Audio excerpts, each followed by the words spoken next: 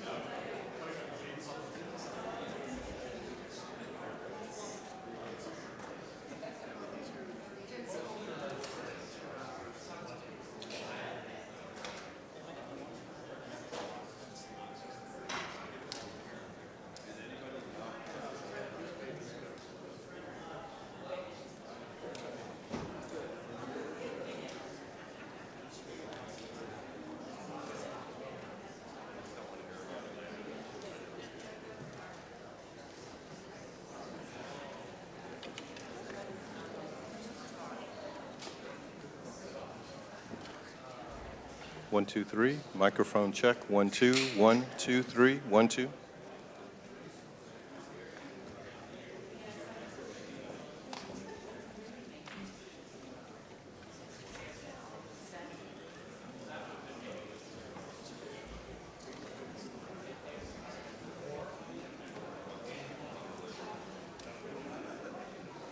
Microphone check. 1, 2, 1, 2, 3, 4, 5. Mic check. 1, 2, 3.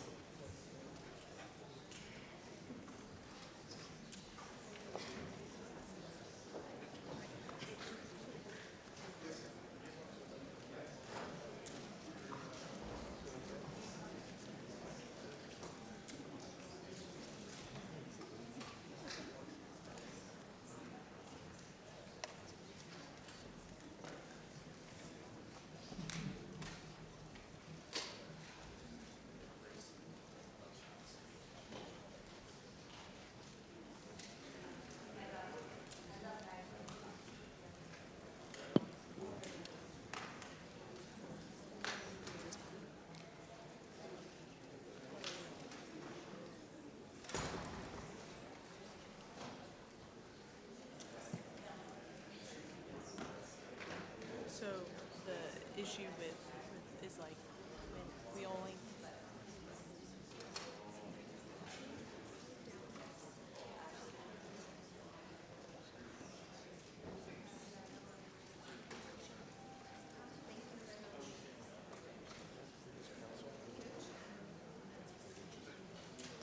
The Committee on Oversight and Accountability will come to order. I want to welcome everyone here this morning. Without objection, the chair may declare a recess at any time.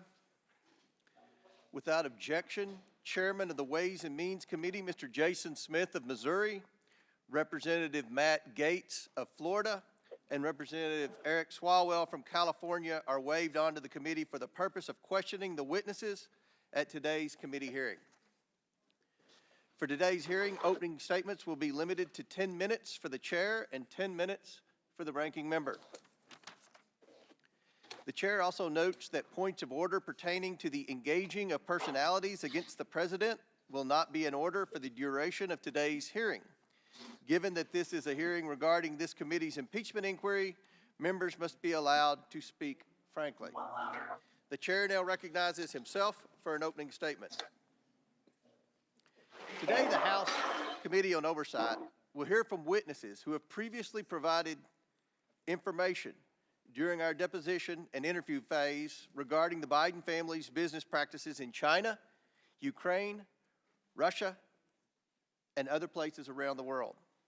At the start of this Congress, the Oversight Committee has investigated what product or service the Biden family and their associates were selling that would justify over $24 million in payments. We've reviewed emails, bank records, text messages, suspicious activity reports at Treasury, and other evidence normally compiled during an expansive investigation such as this. The Oversight Committee has found no credible evidence of the Bidens providing any work product. The committee has identified no legitimate value or document or even one single hour of work the Bidens have provided their business partners. Nothing. What is apparent after over a year of investigation is that the Bidens do not work in any traditional sense of the word. They do not work as consultants or lawyers or advisors. The Bidens don't sell a product or service or a set of skills. The Bidens sell Joe Biden. That is their business. For months, we have heard Democrats desperately proclaiming that witnesses have told this committee that Joe Biden had no involvement in his family's business dealings. But where are those witnesses today? It's telling. Democrats haven't invited one of these witnesses to today's hearing. That's because they know their testimonies would not withstand public scrutiny. Democrats have relied on these witnesses' opening statements and have willfully turned a blind eye to the facts that have come out in these interviews once the witnesses were questioned about our record of evidence.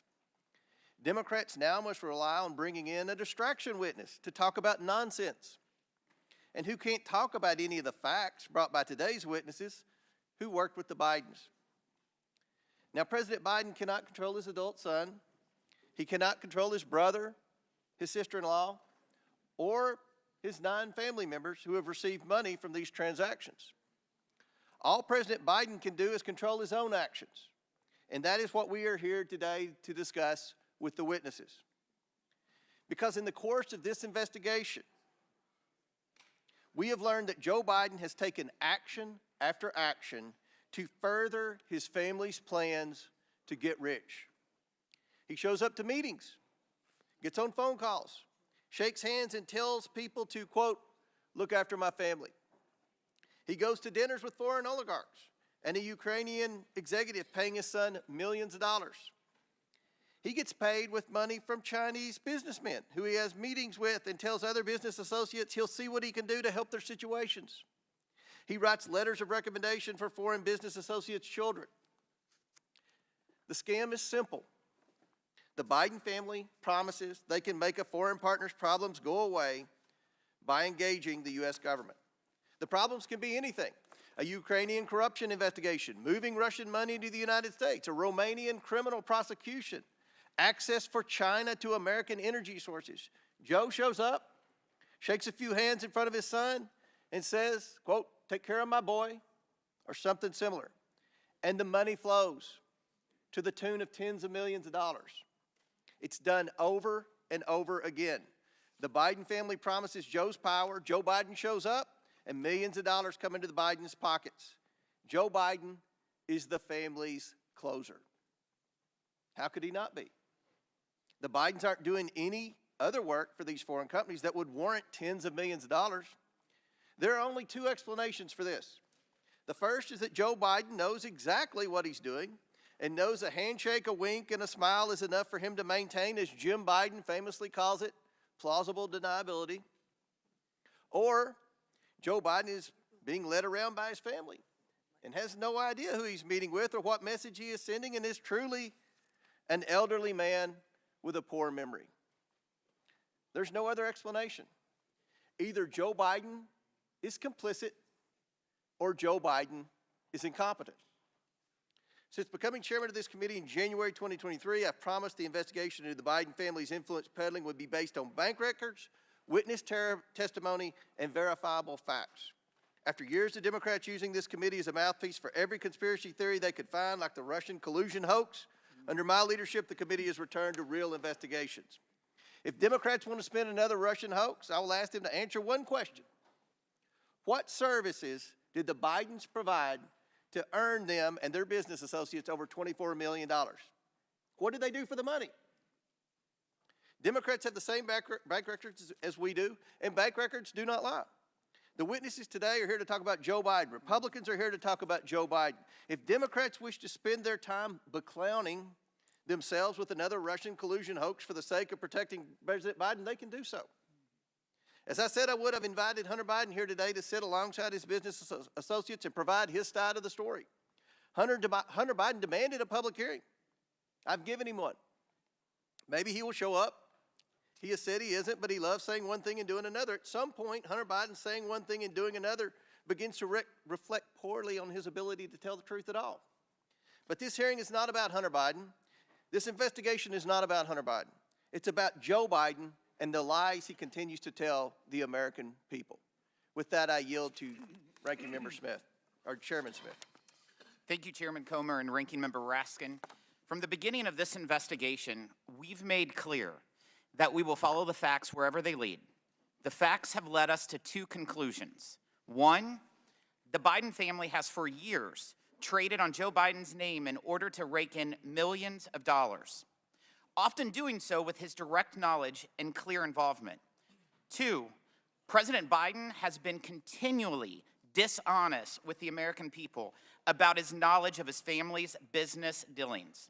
We have testimony from multiple witnesses that Joe Biden was the brand. He knew what his son and brother were doing and did nothing to stop it. That alone makes him complicit in a scheme to make money off of his public service. But he was not just complicit. He was, as one of today's witnesses has testified, an enabler of this activity.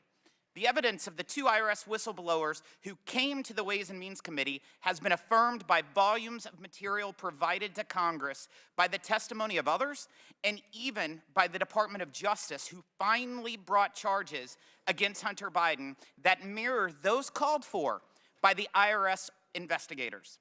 The evidence obtained shows that, one, Joe Biden met with his son's business partners on multiple occasions.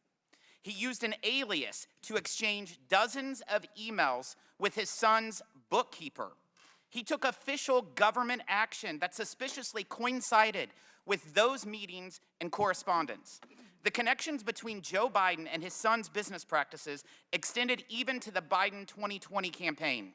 At the height of the Democrat primary, Kevin Morris, a Hollywood lawyer who met Hunter Biden at a Joe Biden campaign fundraiser, paid off Hunter Biden's tax liabilities because there was, in his words, quote, risk personally and politically. If that matter was not swept under the rug, Investigators that were interested in pursuing a potential criminal campaign violation were told to stand down. The Biden family relied on the Biden brand so much that evidence has revealed that Hunter Biden believed that, quote, all this stuff, meaning his legal troubles, would all go away when his dad became president. Why did he believe that? Because for years, the Biden family has personally benefited from Joe Biden's position of power. Joe Biden knew this, he did nothing to stop it, and he lied about it. I yield to Jim Jordan, Chairman Jordan. I thank the gentleman. Who planted the pipe bombs on January 6? Nobody seems to know. Who leaked the Dobbs draft opinion? You know, the leak that led to an assassination attempt on Justice Kavanaugh. How about this one? Who left cocaine at the White House? Biden administration doesn't seem to have time to answer these questions. They're too busy investigating parents at school board meetings, labeling Catholics extremists, retaliating against whistleblowers. They're too busy putting together a sweetheart deal for Hunter Biden, a deal that got laughed out of court. And oh, the guy who put together the deal that got laughed out of court, that's the guy they name special counsel. You know what Democrats do have time for? Going after President Trump. They've been doing it for 8 years. They spied on his campaign, then it was the Mueller investigation, 19 lawyers, 40 agents, $30 million, and found nothing. Then it was impeachment, then it was raid his home, then it was a special counsel, then it was the 14th Amendment. The party of democracy said, we're going to keep the guy off the ballot who's leading in every single poll. The ranking member said that President Trump should be disqualified from even running for office. Thank goodness we have a Supreme Court who disagreed with the ranking member and the Democrats. 9-0. Not 5-4, not 6-3, not 7-2, not 8-1, 9-0. They disagreed. Now Democrats say, how dare Republicans investigate Joe Biden? How dare they look into the money, the business, and the brand? Millions of dollars, as the chairman said, millions of dollars from foreign entities run through 20 different companies for what? 20 different companies for what? Devin Archer told us what it was for. Access to the brand. And the brand was Joe Biden. The brand that played rounds of golf, took calls and meetings, attended lunches and dinners with Hunter Biden and his business partners. The brand that said, the brand that conditioned $1 billion of American tax money on the firing of the prosecutor pressuring the company Hunter Biden sat on the board of. And oh, by the way, was getting paid $1 million a year. Today we're going to learn more about that brand. We're going to learn more about what Mr. Galanis called the Biden lift. We'll learn about the plausible deniability that Jim Biden talked to Mr. Bobulinski about. And we'll hear about the statement, the rule that governed how the business operated around Joe Biden. The rule that said, say it, forget it, write it, regret it. So I want to thank our witnesses for coming here today. They, like the whistleblowers who came to the Ways and Means Committee, are doing it simply because they want the American people to have the truth. I yield back. Gentleman yields back. Chair now recognizes the ranking member for 12 minutes for his opening statement. Mr. Chairman, thank you very kindly. With any luck, today marks the end of perhaps the most spectacular failure in the history of congressional investigations, the effort to find a high crime or misdemeanor committed by Joe Biden and then to impeach him for it. In prior hilarious episodes of this long-running madcap series, America got to see the following. 1, nearly 20 fact witnesses who could not identify a single act of wrongdoing by President Biden, much less a high crime and misdemeanor, and who overwhelmingly testified that Biden was not involved in any of his family's business adventures. 2, 3 expert witnesses called by the majority itself who said nothing that they had seen in the tens of thousands of pages of documents adduced by the majority even remotely approached the level of a high crime and misdemeanor. Bank records would show exactly what all the witnesses told us, that Joe Biden was not involved in his family members' businesses. Repeated voyeuristic displays of pornographic images by the majority, completely irrelevant to any conceivable legislative or investigative purpose. A star witness, Gal Luft, who turned out to be a Chinese agent and an illegal arms trafficker on the run from American justice. And the key piece of evidence, which launched the entire zany goose chase, an FD 1023 form in which the FBI duly recorded a completely fictional tip about a $5 million bribe to Vice President Biden, peddled by Alex Smirnoff, who has been criminally indicted by a Trump-appointed U.S. attorney, Special Counsel David Weiss, for felony counts of systematically lying to the FBI and constructing a false record about Joe Biden, and now sits in jail in California as a flight risk while the world studies his long-standing and extensive ties to Russian intelligence. Today, the good chairman and his ace MAGA detectives have finally jumped the shark. The comedy of errors comes crashing to an end as House Republicans in more than a dozen Biden districts beg for mercy, and the committee throws a flabby Hail Mary pass 3 weeks after the Super Bowl's over. So today, we revisit the fruitless testimony of two more fading star witnesses who have failed to testify to any presidential wrongdoing, much less evidence of high crimes and misdemeanors. Both of the majority witnesses are frustrated would-be business partners of Hunter Biden, who tried to leverage the Biden name, or the Biden brand, as they keep calling it. But they never got any business off the ground for reasons that will become painfully obvious to anyone watching the proceedings today. Even Hunter Biden, laboring at the time under a serious substance abuse addiction, could tell these were not the type of people he should be doing business with. So rather than representing the Biden brand, which was their ardent wish, they now show up today as loyal servants of Trump world, each of them proudly represented by their very own former Trump White House attorney. The first is Mr. Bobulinski, the bitterly disappointed wannabe Hunter business partner whose famously litigious history includes unsuccessfully suing his own dying father's charity for nearly $1 million, and just last month suing Cassidy Hutchinson for $10 million after she reported that Mr. Bobulinski, wearing a ski mask, met with Mark Meadows, which Ms. Hutchinson is now backed up with actual documentary photographic evidence, something in very short supply in this investigation. Mr. Bobulinski made his hazy allegations against the Bidens public for the first time at a press conference choreographed by the Trump for President campaign, which provided him a venue, a gaggle of journalists, and even a dress shirt that they went out and bought for him to wear to the event. Hours later, Mr. Bobulinski joined the second 2020 presidential debate as Donald Trump's personal guest, where he was seated with Kid Rock and Mark Meadows. The other star witness, Mr. Galanis, who I believe is appearing by Zoom today, is a serial fraudster and convicted con man, a term I would charitably not use on a witness, except it was explicitly bestowed upon him by not one, but two different U.S. federal district court judges, including the one who sentenced him to over 15 years in prison for defrauding union pension funds, a Native American tribe, and scores of innocent investors. Mr. Galanis was sentenced to pay restitution of over $80 million to his victims. That's a lot of money. That's what Donald Trump was sentenced to pay E. Jean Carroll for in that civil litigation. The very first record of Mr. Galanis' claims against the Biden family appeared, check this out, in the clemency petition that he sent from prison to President Trump.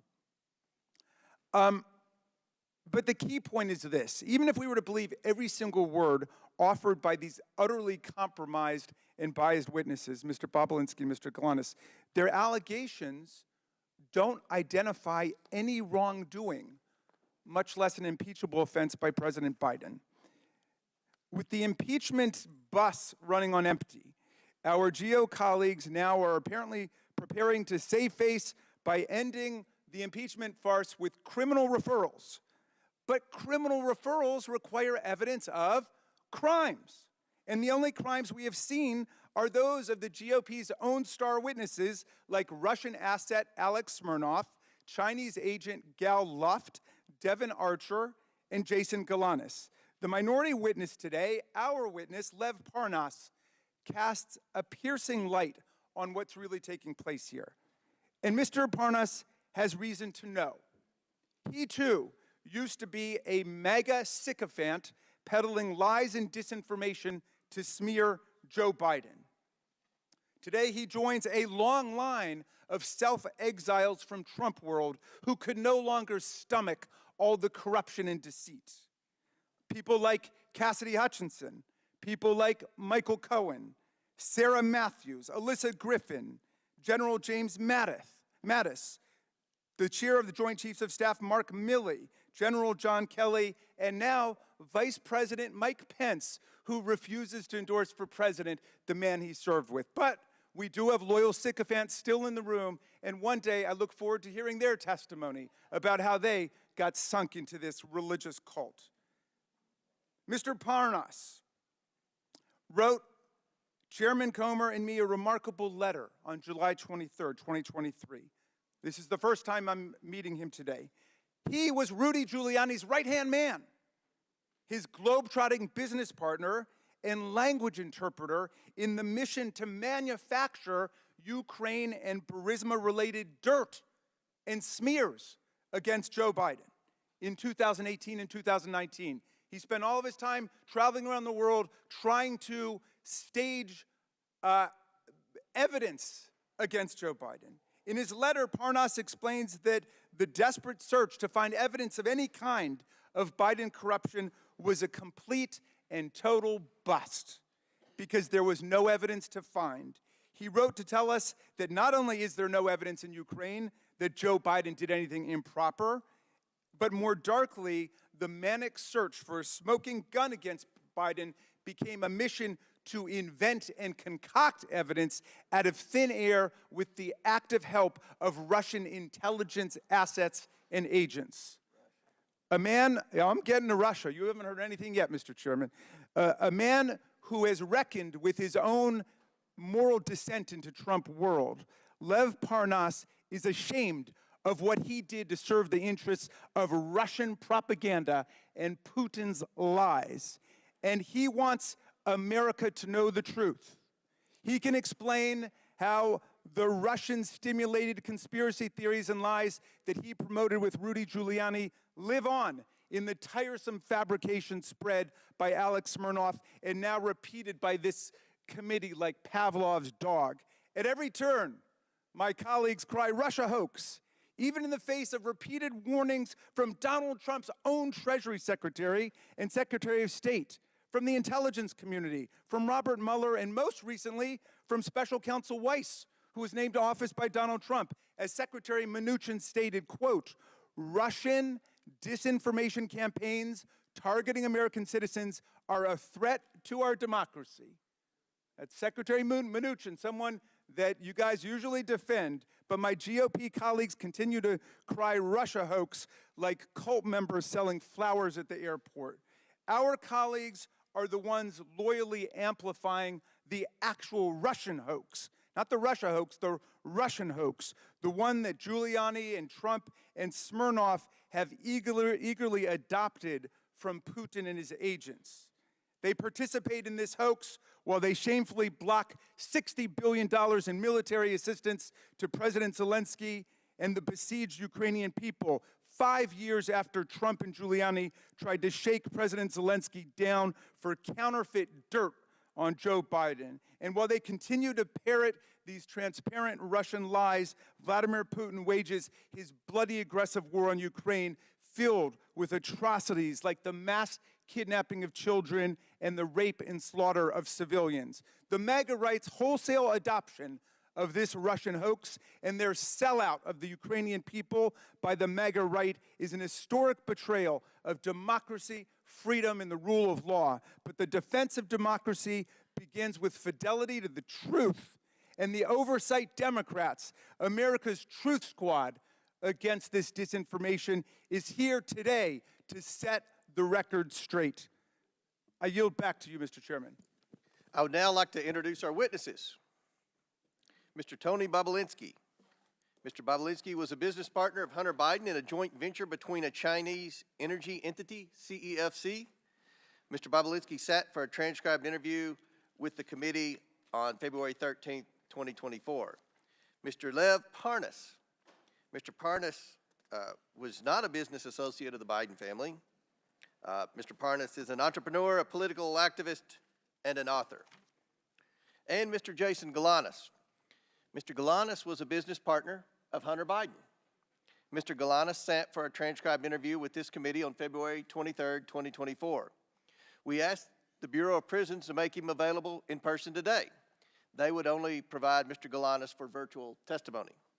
Notably, Mr. Galanis applied for CARES Act home confinement, and after a lengthy approval process, was approved for home confinement on June 9, 2023.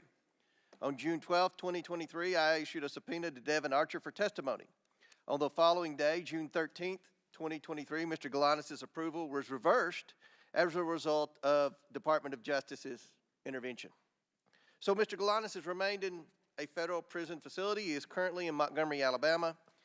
Mr. Galanis, can you please state for the record who else is in the room with you? Yes, Chairman Coleman. My counsel and advisor, Mark Paletta, and Nicholas Wise. Thank you. Pursuant to Committee Rule 9G, the witnesses will please stand and raise their right hands.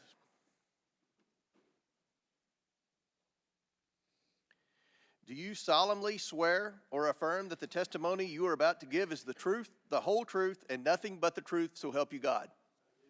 Let the record show that the witnesses all answered in the affirmative. Thank you. You all may be seated. We appreciate you all being here today and look forward to your testimony. Let me remind the witnesses that we have read your written statements and they will appear in full in the hearing record. Please limit your oral statements to 5 minutes. As a reminder, please press the button on the microphone in front of you so that it is on and members can hear you. When you begin to speak, the light in front of you will turn green. After 4 minutes, the light will turn yellow. And when the red light comes on, your 5 minutes is expired, and we would ask that you would please wrap it up as quickly as possible. I now recognize Mr. Bobulinski for his opening statement. Should I allow Hunter to give his opening statement first? Doesn't appear Mr. Biden showed up for his public hearing, so we'll recognize you, Mr. Bobulinski. Okay. Thank you, Mr. Chairman. Chairman, ranking members, and members of Congress, good morning. Thank you for this opportunity to speak with you and present my truthful testimony to the American people. I sit here today under oath for one reason and one reason only. The American people deserve to hear the truth. Though the truth involving the deep corruption of the Biden family, including the malfeasance of the sitting president of the United States, might be raw and unpleasant, the American people must hear it. You're presented here today with two narratives in this investigation. A false one being pushed by Joe Biden, a serial liar and fabulous, now under this impeachment investigation for public corruption. His brother, Jim Biden, a 75-year-old man who can't keep his lies straight, including under oath. And his son, Hunter Biden, a chronic drug addict facing 2 indictments with 12 counts. You also have before you the truth, confirmed by multiple Biden family business partners over many years and backed up by mountains of irrefutable evidence, including text messages, emails, documents, recordings. I am the only Biden family business partner with an impeccable military record. I'm grateful that this country has given me the freedom to be successful. I worked hard to become independently wealthy. I've taken several businesses public, sold multiple businesses to some of the world's best private equity firms. In fact, my business success is why they sought me out. However, what they have done is repugnant to me. I am here today because I'm a patriot and I'm a truth teller. We keep hearing from certain corners that our democracy is at risk and democracy is on the ballot in 24. Yet the same people preaching this mantra know better. They continue to lie directly to the American people without hesitation and remorse. Rep. Dan Goldman and Jamie Raskin, both lawyers, and Mr. Goldman, a former prosecutor with the SDNY from New York, will continue to lie today in this hearing and then go straight to the media to tell more lies. Hunter Biden's defense attorney, Abby Lowell, weaponizes letters to Congress to try to smear my name Mr. Chairman. misstate the cold hard facts Mr. Chairman. in an attempt to save his powerfully connected client and his father. I challenge Mr. Lowell to make those claims on national television so he can be held accountable for his lies. Prior to my successful business career, I was an officer in the United States Navy. At Navy's Elite Naval Nuclear Power Training Command, I later served as the command's chief technology officer. Please proceed. I apologize for the disruption from the Okay. Am I supposed to say it's my time, Mr. Raskin? Yeah. But please, Mr. Bobolitsky, please Okay. come to order. Mr. Bobolitsky, please proceed. Okay. Please proceed. I apologize for the disruption from the minority. Okay. Well, Mr. Chairman, save his time, but he called members of this committee liars, and I just want to know whether the order and decorum requirements of House Rule 11 apply to witnesses appearing before the committee. All right. Does it apply or does it not?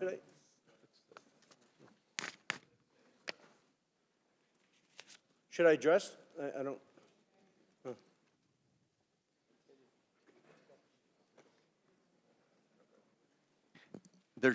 There's decorum from the members. We've asked for that. There's no language that I'm aware of pertaining to a witness. Thank you. So don't make sure we didn't waste any of his time on the opening statement. Mr. Bobolitsky, I'm sorry for the disruption. Please continue your opening statement. I think you, Mr. Raskin, used. We'll make sure it's right. We'll make sure. Okay, great. I just want to restate, make sure the American people hear all these facts. Abby Lowell weaponizes letters to Congress to try to smear my name and misstate the cold hard facts in an attempt to save his powerfully connected client and his father. I challenge Mr. Lowell to make those claims on national television so he can be held accountable for his lies. Prior to my successful business career, I was an officer for over 6 years in the United States Navy's Elite Naval Nuclear Power Training Command as a decorated master training specialist. I later served as the commander's chief technology officer, where I held a huge security clearance from the Department of Energy and the NSA. When I left Nuclear Power Training Command, I was the #1 ranked direct input officer in the entire command. And then I jumped into the business world and public markets. While I have made a few contributions over the years to Democrats, such as Representative Ro Khanna, I don't see him, but I hope he shows up today. He sits on the Democratic side of the Oversight Committee. I'm not a political person. I come from a family with a long history of distinguished service in our nation's military, including my father, both of my grandfathers, and my brother, all of whom were willing to sacrifice their lives for this great country. My sister serves our military vets for 2 decades at the Veterans Administration. We've lived our life as a family in service to this great country. I hope the American people will pay close attention to this hearing. I also hope they will understand that some members of this committee will engage in absurd attacks and efforts to try to deflect attention from the facts. And I will present today by questioning my integrity and my patriotic duty. You may see me speak passionately at this hearing, but for good reason.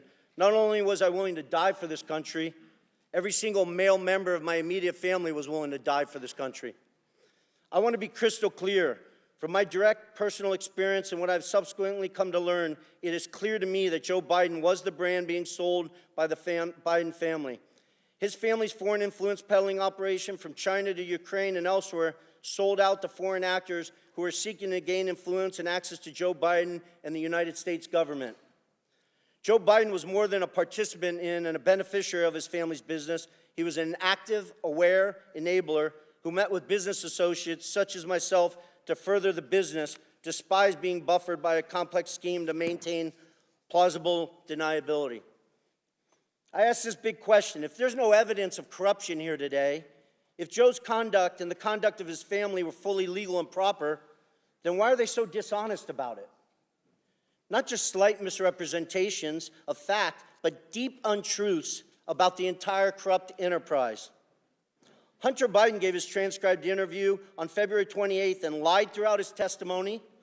Here's just one egregious example of Hunter's perjury. He lied to the committee on important details concerning his money demands and threats to CFC in text messages on July 30th and 31st, 2017. He leveraged his father's presence next to him in that infamous text to strong-arm CFC to paying Hunter immediately. Jim Biden also lied extensively throughout his transcribed interview on February 21st and perjured himself. An example of that, on page 100 of his transcript, Jim is asked specifically, Do you recall having a meeting with Hunter Biden, Tony Bobulinski, and Joe Biden? Jim's response, absolutely not. The committee was so shocked by his perjury that they asked him the same question multiple times. Each time he denied meeting with me and Joe Biden. After the committee showed him text messages confirming that I met with Joe Biden, Hunter Biden, and Jim Biden at the Beverly Hilton in May 2017, Jim Biden, with a former U.S. attorney lawyer sitting next to him, still denied that meeting took place. Hunter Biden, in his own transcribed interview, confirmed that that meeting took place. Hunter confirmed his uncle perjured himself in front of this committee. I'm simply here to tell the truth to the American people, and I hope each and every one of you, congressmen and women, give me the opportunity to do that instead of focusing on Russia or smearing my family's name or focusing on facts that are irrelevant today. I yield back. Thank you. Mr. Chairman, parliamentary inquiry? Yes. Just 2 points. One is, I believe Mr. Bobulinski went over 2 minutes, 14 seconds. I hope the same courtesy will be We will extended. give Mr. Parnas equal time. Thank you. Okay, And Mr. secondly, I see that we now have a witness appearing remotely, and I thought that witnesses were required to appear in person under the rules adopted by the majority at the beginning of the Congress. And do we have a new practice with respect to that rule? Because I know that members on our side were denied the ability to participate in hearings that were conducted in Florida and Mississippi and Alabama. We wanted to participate by Zoom. So I hope... And I'll answer that. It requires, to be able to testify remotely, requires a letter from me and an approval from the majority leader, which we have, and I'll enter that letter into the record without objection. Thank you, Mr. Chairman. I hope we'll extend the same courtesy to members of this committee when they can't get to a hearing as in Mississippi or Florida. Thank you much. Mr. Chairman, parliamentary inquiry. State your point. Mr.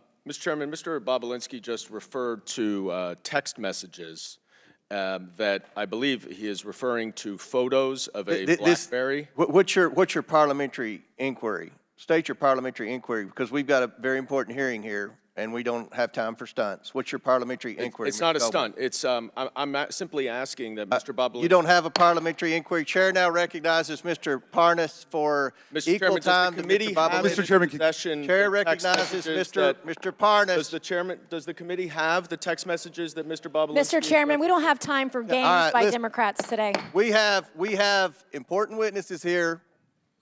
This is a credible. I'm asking a question about the important You asked for a parliamentary inquiry. You will have 5 minutes whenever Jamie Raskins gives you, tells me it's your time to speak. Mr. Parnas, the chair recognizes you for equal time that Mr. Bobulinski had, which was 7 minutes. Thank you. Hello. Honorable members of Congress, Chairman Comer, Ranking Member Raskin, and members of the Oversight Committee. I am humbled and thankful before you to show up before you today. I came to the United States from Odessa, Ukraine in 1976 when it was still the former Soviet Union. My mother and father and sister and I had left the Soviet Union, escaping anti-Semitism and persecution. While in Rome en route to Israel, my sister and I won the most important opportunity that we have ever been given. We won a U.S. green card lottery. My family came here with literally no more than shirts on our back and the hopes of rebuilding our lives in the land of freedom. I say this to you because I love this country.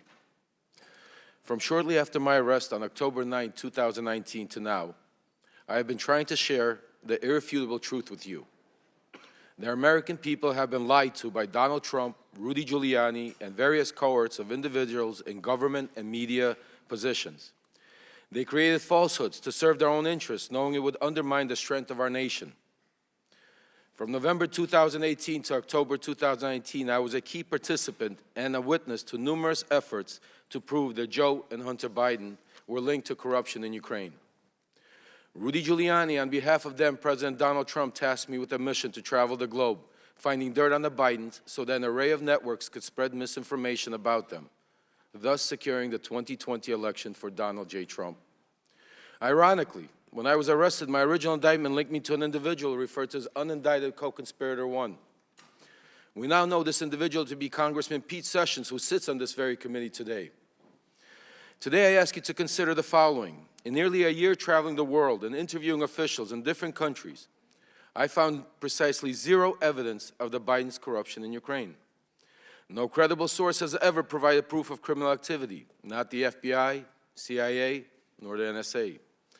No respectable Ukrainian official has ever said that the Bidens did anything illegal, including former President Poroshenko and former Prosecutor General Yuri Lutsenko. Even when CEO of Burisma, Mykola Zlochevsky, was offered a deal by Rudy Giuliani in exchange for information on the Bidens, he provided none, because there is none.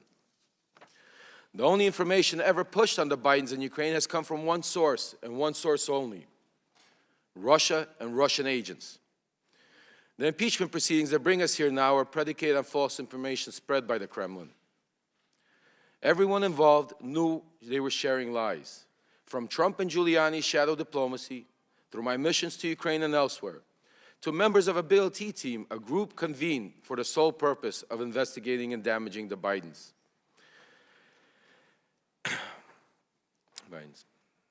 Everything was for the ultimate benefit of Donald Trump and thereby Vladimir Putin. Because the team's investigations were centered around Biden and Ukraine, I was designated the point person in every matter they pursued. That is how I know with certainty that these Biden stories are untrue then and are untrue now. Congressman Pete Sessions, then Congressman Devin Nunes, Senator Ron Johnson, and many others understood they were pushing a false narrative. The same goes for John Solomon, Sean Hannity, and media personnel, particularly at Fox News, who used this narrative to manipulate the public ahead of the 2020 elections. Sadly, they are still doing this today as we approach the 2024 elections. We cannot separate this conspiracy from the Russian-Ukraine war because Trump has no intention to keep aiding Ukraine. Without the support of the United States and NATO, millions in Ukraine will suffer and die. If we allow Russia to defeat Ukraine, eventually that suffering will reach American shores. Today, I admit my own wrongdoings. I have been a convicted federal election campaign and fraud crimes and served my sentence. I do not hide that from reality. It is part of my truth. Despite rigorous attempts by those in power to silence me, I will be silenced no longer. Thank you to the committee for allowing me to speak. I look forward to answering any and all of your questions. Thank you. Chair now recognizes Mr. Galanis for his opening statement. Chairman Comer, Ranking Member Raskin, and members of the committee, my name is Jason Galanis. I was a business partner of Hunter Biden and Devin Archer, among others, during the years of 2014-2015. Our business included the acquisition of 85-year-old Wall Street firm Burnham & Company, the $1.5 billion surviving division of Drexel Burnham Lambert. Our objective was to build a diversified private equity platform, which would be anchored by globally known Wall Street brand together with a globally known political name, Biden. Our goal, that is Hunter Biden, Devin Archer, and me, was to make billions, not millions. The entire value add of Hunter Biden to our business was his family name and his access to his father, Vice President Joe Biden. In 2014, we believed that the Burnham enterprise would be significantly enhanced by forming a partnership with Harvest Fund Management, a $300 billion Chinese financial service company closely connected to the Chinese Communist Party.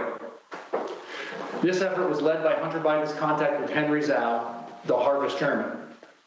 Mr. Zhao was interested in this partnership because of the game-changing value add of the Biden family, including Joe Biden, who was to be a member of the Burnham Harvest team post-vice presidency. My lawyers provided the committee a drafted email dated August 23rd, 2014, drafted for Hunter Biden that reflects this understanding. It states, and I quote, "Michael, please also remind Henry Zhao of our conversation about a board seat for a certain relation of mine. Devin and I golfed with that relation earlier this week, and we discussed this very idea. And as always, he remains very, very keen on the opportunity," end quote. I'm certain that this phrase, a certain relation of mine, refers to Vice President Biden. Devin told me about this golf course conversation shortly after it happened. Ultimately, this paragraph was deleted from the final version, with Hunter following our general rule of thumb on business deals: say it, forget it, write it, regret it.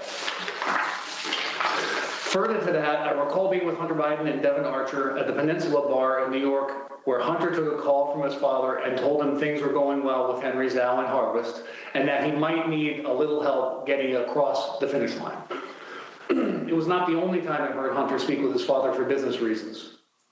I was present when Hunter called his father on May 4th, 2014 on a cell phone, put it on speaker mode to have him say hello to Yelena Baturina, a Russian oligarch and an investor in Rosemont projects, and her husband, Yuri Luzkov, the former mayor of Moscow.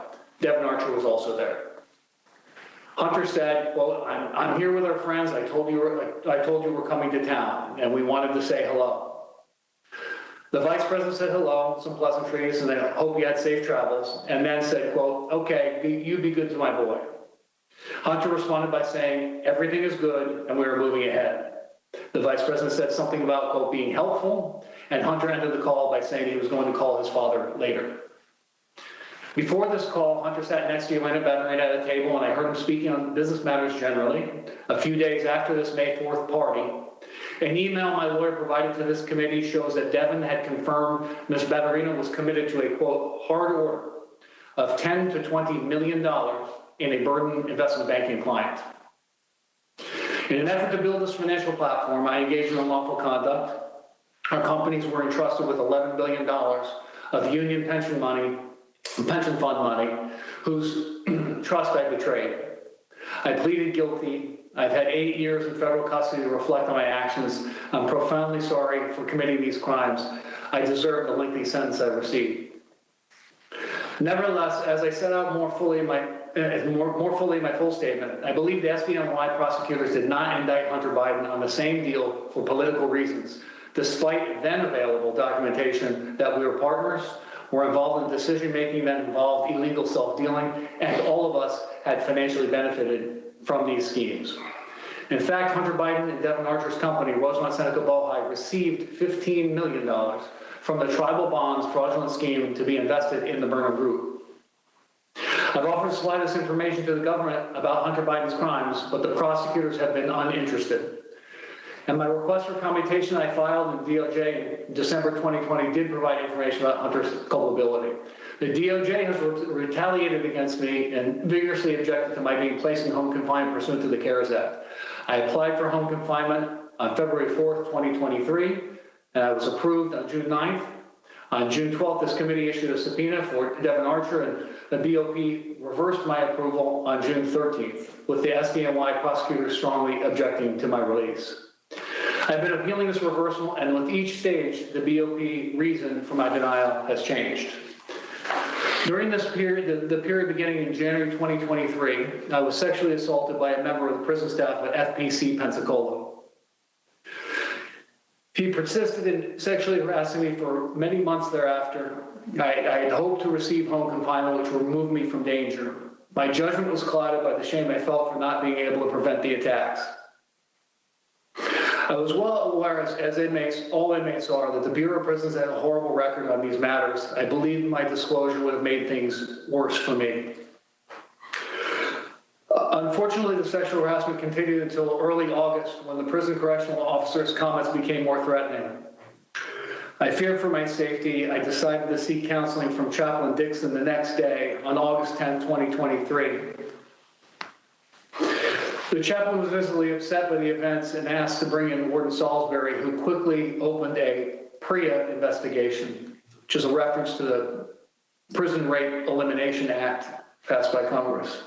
After further debriefings, I was immediately escorted to a vehicle and driven by senior staff hours to FPC Montgomery, a separate facility. I'm grateful the committee has opened up an investigation of these matters, and I appreciate Chairman Jordan and Comer and Subcommittee Chairman Biggs signing the letter. I believe I've been a victim of a pattern of retribution by the Department of Justice. I believe I'm putting myself at grave risk within the BOP for providing information on these matters concerning the president and his son. I've been treated professionally at Montgomery. I want to thank Case Manager Coordinator Anthony Barnes and Warden Randy Keys for their help in facilitating access to my attorney prior to this interview. Thank you, Mr. Galanis, and I want to thank all the witnesses again for being here today. We will now begin the questions And I want to remind members on both sides of the aisle, each member has 5 minutes. I'm going to adhere to that and hit the gavel. If the question has been asked, then we'll allow the witnesses time to respond. But we are going to try to get in a lot of questions from a lot of members, and I will begin the questioning, followed by Ranking Member Raskins. Again, Mr. Bobulinski, thank you for your service to our country, your military service. Appreciate you being here. During the 118th Congress, this committee has investigated Joe Biden's involvement in his family's influence peddling schemes around the world. So let's start with that. Mr. Bobulinski, was Joe Biden involved with any of your business dealings with Hunter Biden and James Biden? Was Joe Biden involved in his family's attempts to sell their access to him? You set out a form. To form a legitimate business. You set out to form a legitimate business with the Bidens. Did you come to find out that the Biden family had no interest in doing real business? I did. Mr. Galanis, are you aware of any times Hunter Biden used Joe Biden with Joe Biden's knowledge to benefit their business associates? Yes. Which business associates? Yelena Baturina, Russian oligarch, testified about Russian, Chinese, Chinese fund manager, Henry Zhao, and Nikolai Zlochevsky, a Ukrainian oligarch, oil and gas oligarch. Okay. Now that we've established that Joe Biden was involved in his family's business dealings, I'd like to turn to the financial records we've subpoenaed. One major point my Democrat colleagues downplay is how much money the Bidens accumulated from foreign business ventures in such a short period of time.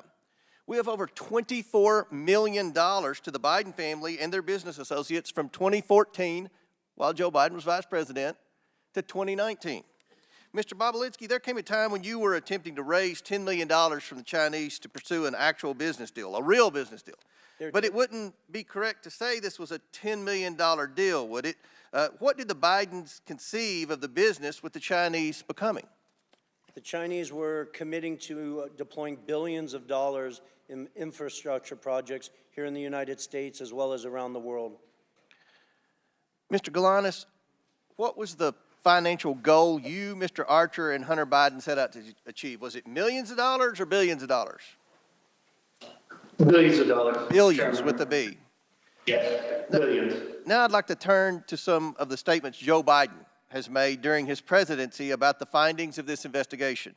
Mr. Bobulinski, Joe Biden has said he never interacted with his family's business associates. Did he meet with you? He did. In fact, are you aware that Joe Biden also met with... I'm sorry, Mr. Chairman, he did yes, go ahead. multiple times. Okay. Are you aware that Joe Biden also met with Rob Walker, Eric Sherwin, and Devin Archer, too? I'm generally aware of it. Mr. Galanis, as you discussed earlier regarding Yelena Baturina, the Russian oligarch, you were present for Hunter Biden calling his then Vice President father with the Russian oligarch, Yelena Baturina. Present, correct? That's correct. You also were present for Hunter Biden's conversation with his father about a board seat on a Chinese company board. Is that correct? I was present for a call when Chinese transactions discussed, yes. So, Mr. Galanis, isn't it true that when Joe Biden said he didn't interact with his family's business associates, that's not true, is it? I believe it would be misleading to the point of being an untruth.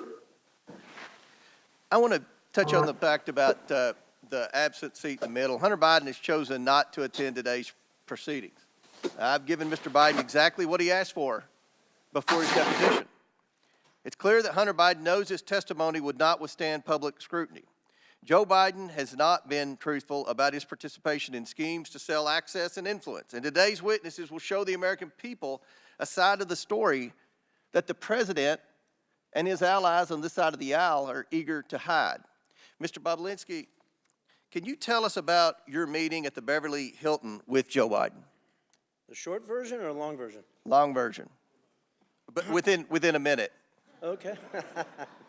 So Hunter Biden, Jim Biden, and Joe Biden were in Los Angeles for a variety of business discussions. Joe was there to speak at the Milken Conference in May of 2017. I had lunch with Hunter Biden at the Chateau Marmont, and he had asked me to meet with his father that night. He set up a meeting at the Beverly Hilton where they hold the Milken Conference, and I got there a bit early and sat with Jim Biden, Hunter Biden, and we're just talking about what we were doing with the Chinese and the legal documents I was working through. And they had sort of coached me before Joe showed up to, listen, we're going to just keep things at a very high level. We're not going to go into a lot of details in this meeting. And I just remember that discussion generally because it just struck me as odd, honestly. Joe wasn't in the White House then, and that they were sort of framing it that way. And then Joe showed up, walked through the lobby of the Beverly Hilton Hotel. I stood up to shake his hand, and we sat down and spent 45 minutes to an hour going through my background. You met with him that long? Yes. This wasn't a handshake, a 2-second discussion about the weather. This was a 45-minute long meeting to an hour where we talked about a lot of stuff. Very good. Thank you. Chair now recognizes Ranking Member Raskin for his questions. But we're actually going to go to Mr. Garcia to begin. Great, thank you very much. And thank you again. I just want to, just for the record, be very clear that in Mr. Bobulinski's testimony, he has provided zero evidence of any sort of link between Hunter Biden and the president as far as it relates to the business dealings. And so once again, we're back to a hearing where no evidence is being provided of any sort of wrongdoing by the president. But I want to go back, Mr. Bobulinski, actually it's my time, sir. Mr. Bobulinski, I want to go back to the private deposition that we had. I was one of a handful of Democrats in that private, on the record, under oath conversation we had.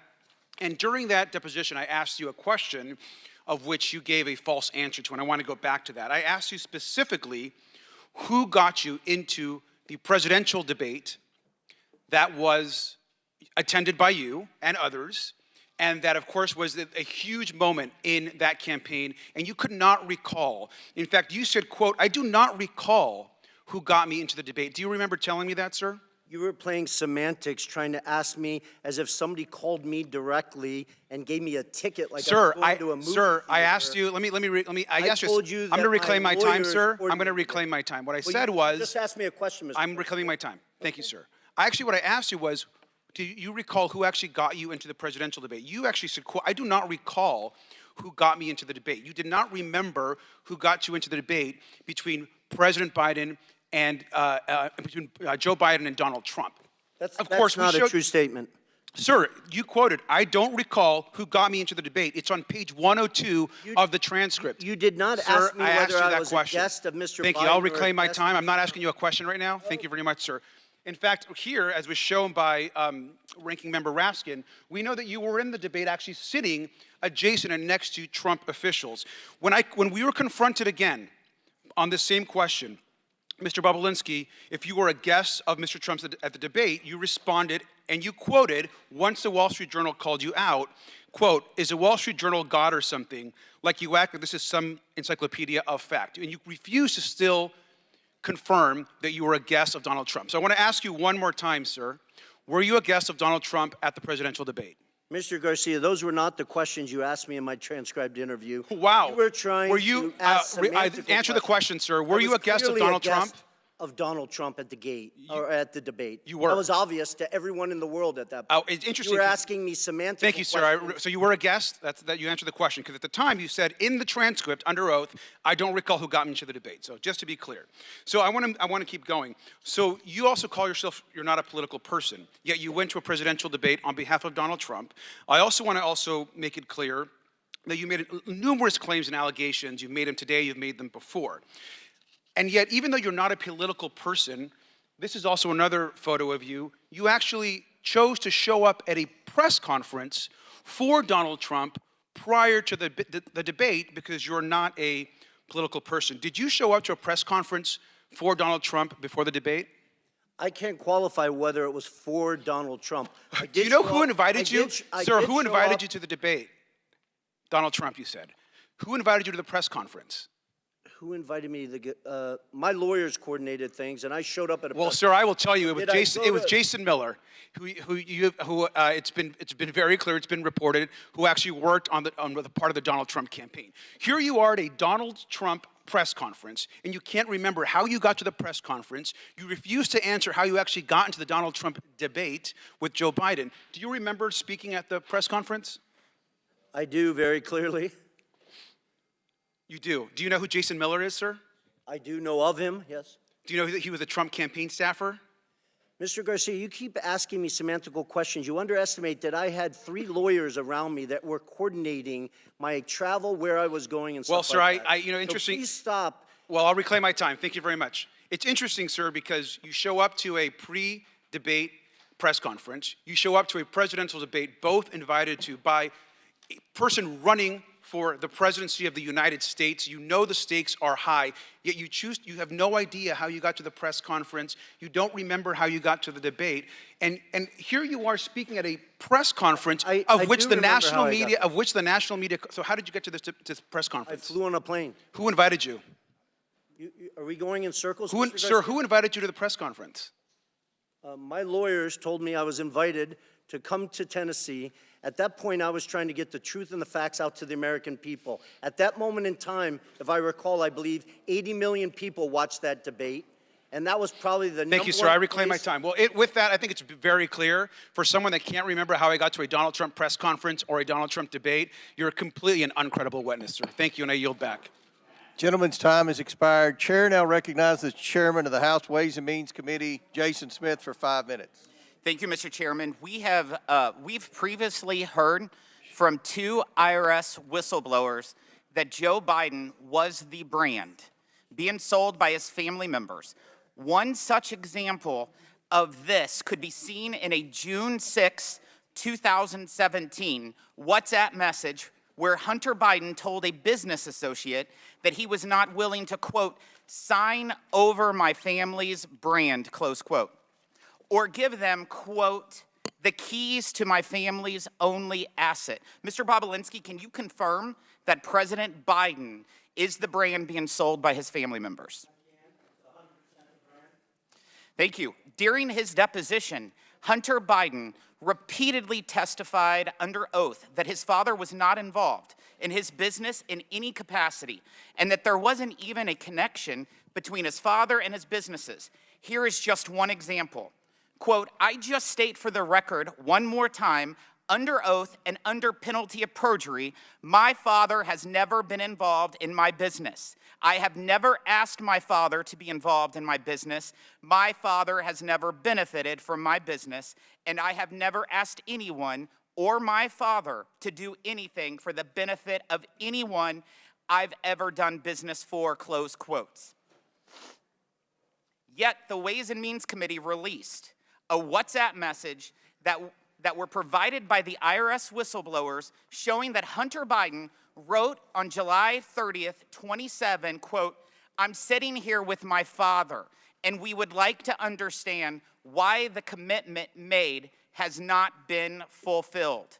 I'm sitting here waiting for the call with my father. Moreover, you testified that Hunter was not shy about his ability to get his father on the phone. And Devin Archer testified that there were multiple instances in which Hunter placed his dad on speakerphone. Mr. Bobulinski, was Hunter Biden telling the truth when he testified under oath that his father was never involved in any of his business dealings? No, he was not. Those are all blatant lies.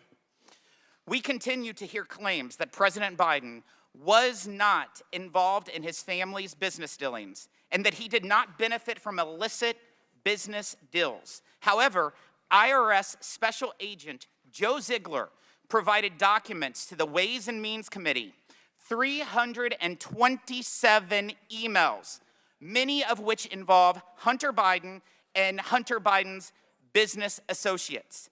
Mr. Bobulinski, do you have any personal experience that leads you to believe that Joe Biden was involved with Hunter Biden's business associates and business dealings? Yes, I do. You want to say a few? To outline how Joe was involved? Yeah. Yes, different congressmen and women keep trying to say that there's no evidence and use the word involved, which is a very opaque language. If Joe Biden was not involved in his son's business dealings, why, after flying all the way across the country to the Milken Conference, where there is next to Davos, is probably the biggest conference in the world, why would he take 45 minutes out of his night? It wasn't a 10 a.m. meeting, it was 10:40 in the evening.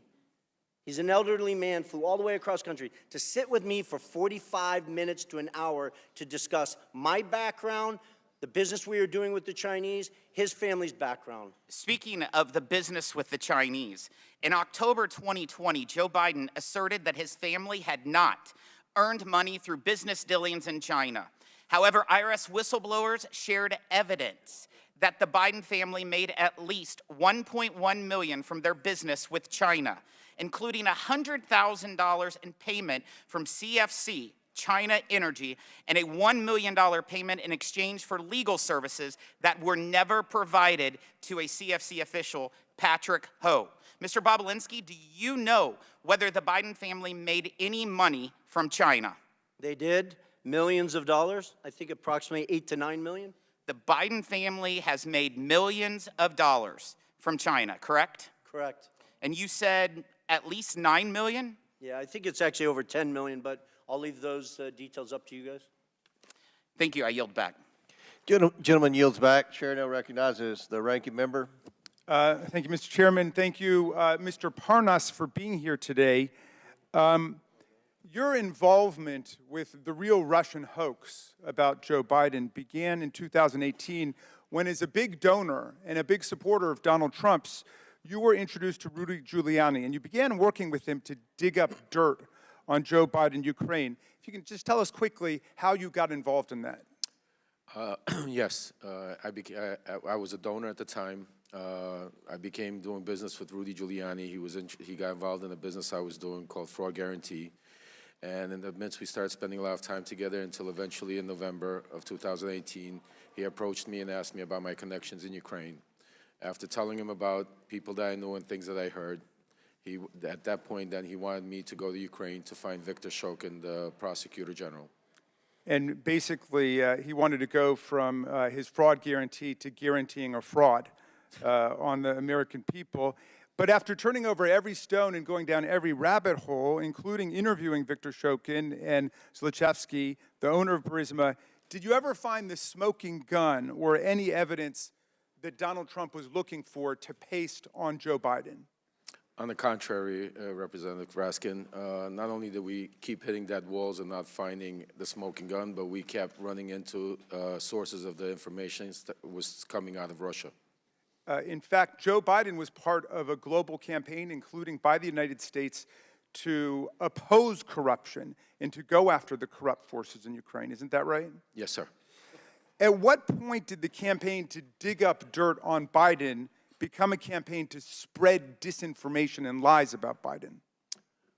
At some point, when we hit a few brick walls, all of a sudden, then I saw the shift between the BLT group, which included John Solomon, the media personality, and Rudy Giuliani and other Trump lawyers, to start trying to push narratives that we had no, that were not validated. We had no way to validate them. Basically, a letter would come over from somebody in Ukraine. I'd hand it over to John Solomon. Next thing you knew, he was on Fox TV 2 hours later with Sean Hannity.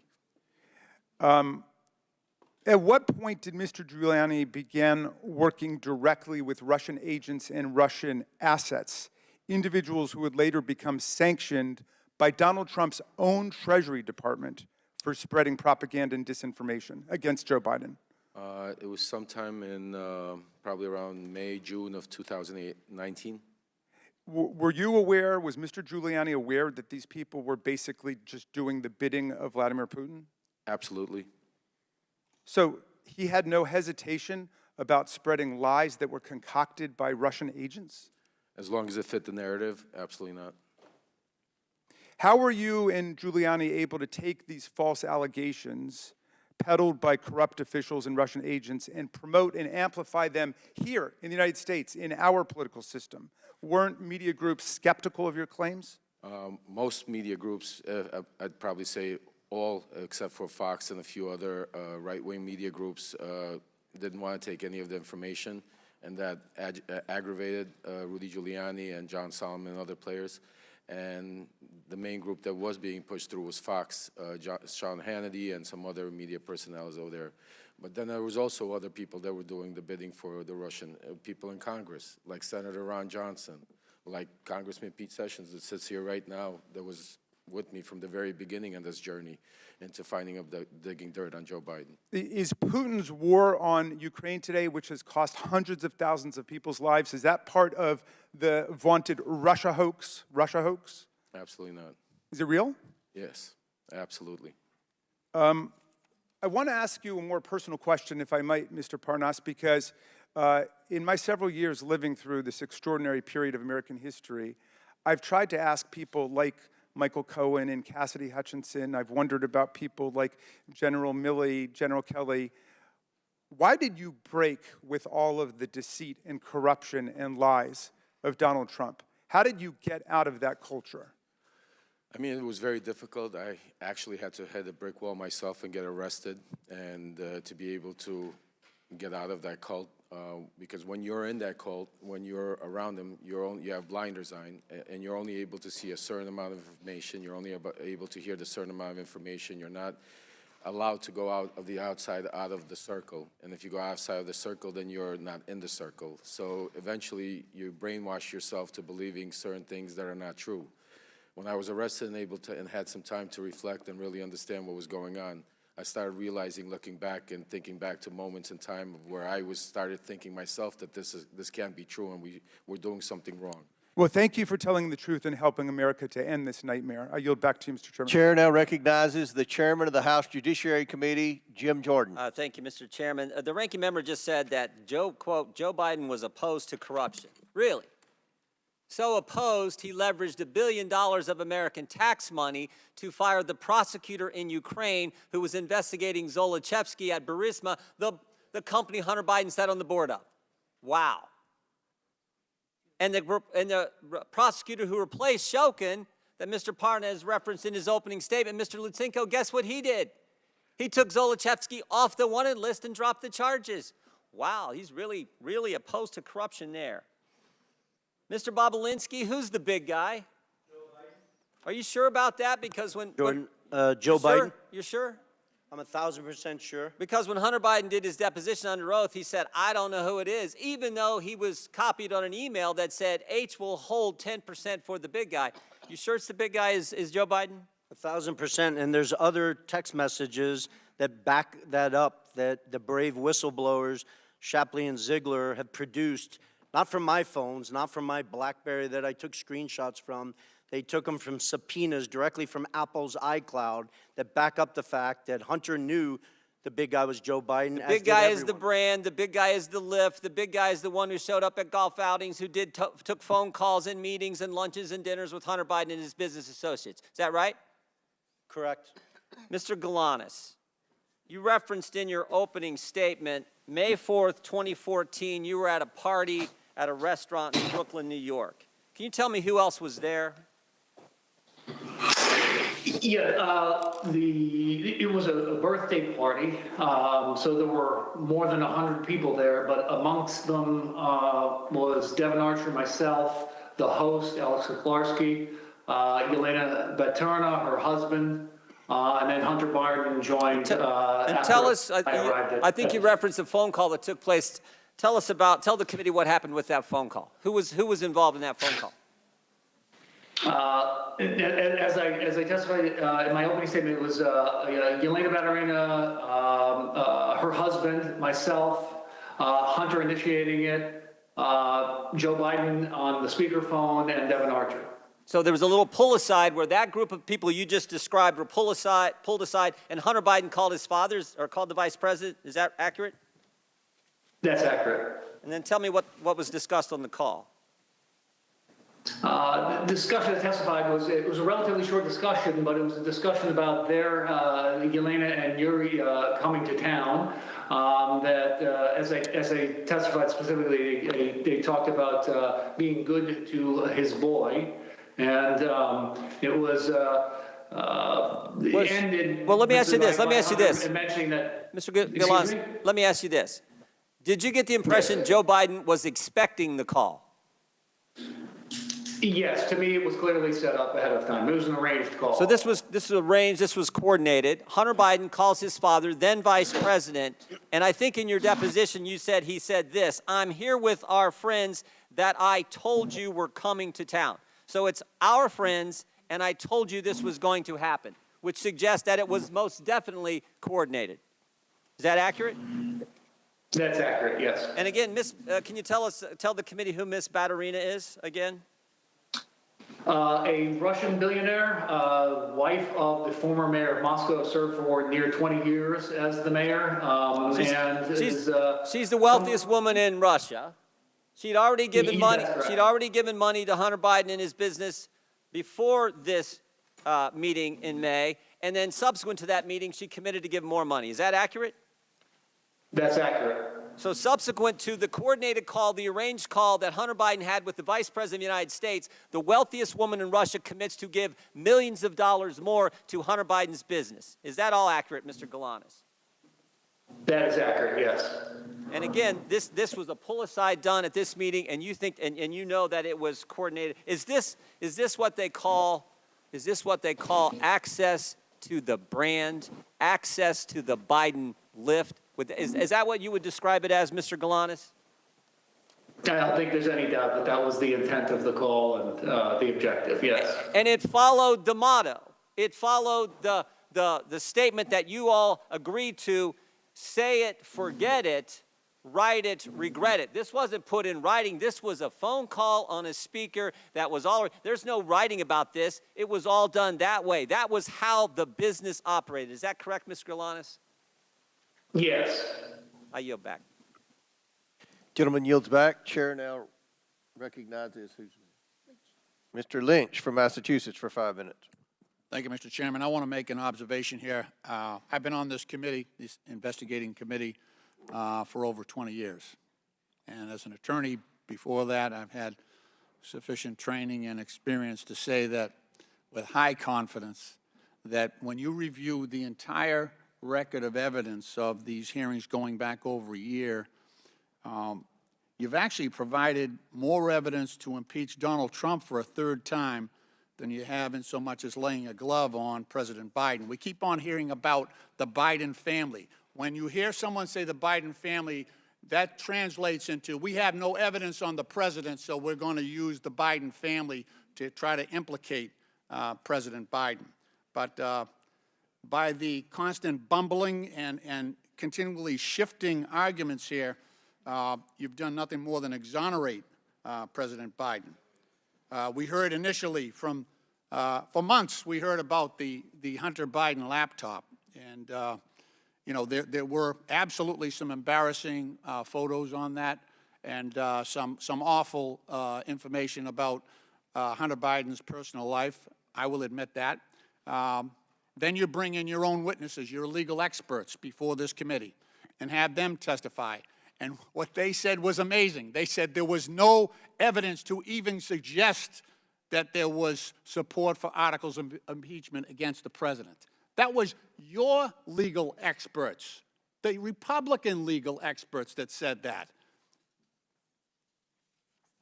Then we have statements by Mr. Jordan saying that Mr. Smirnov was the most corroborating witness that the Republicans had, the strongest witness that they had.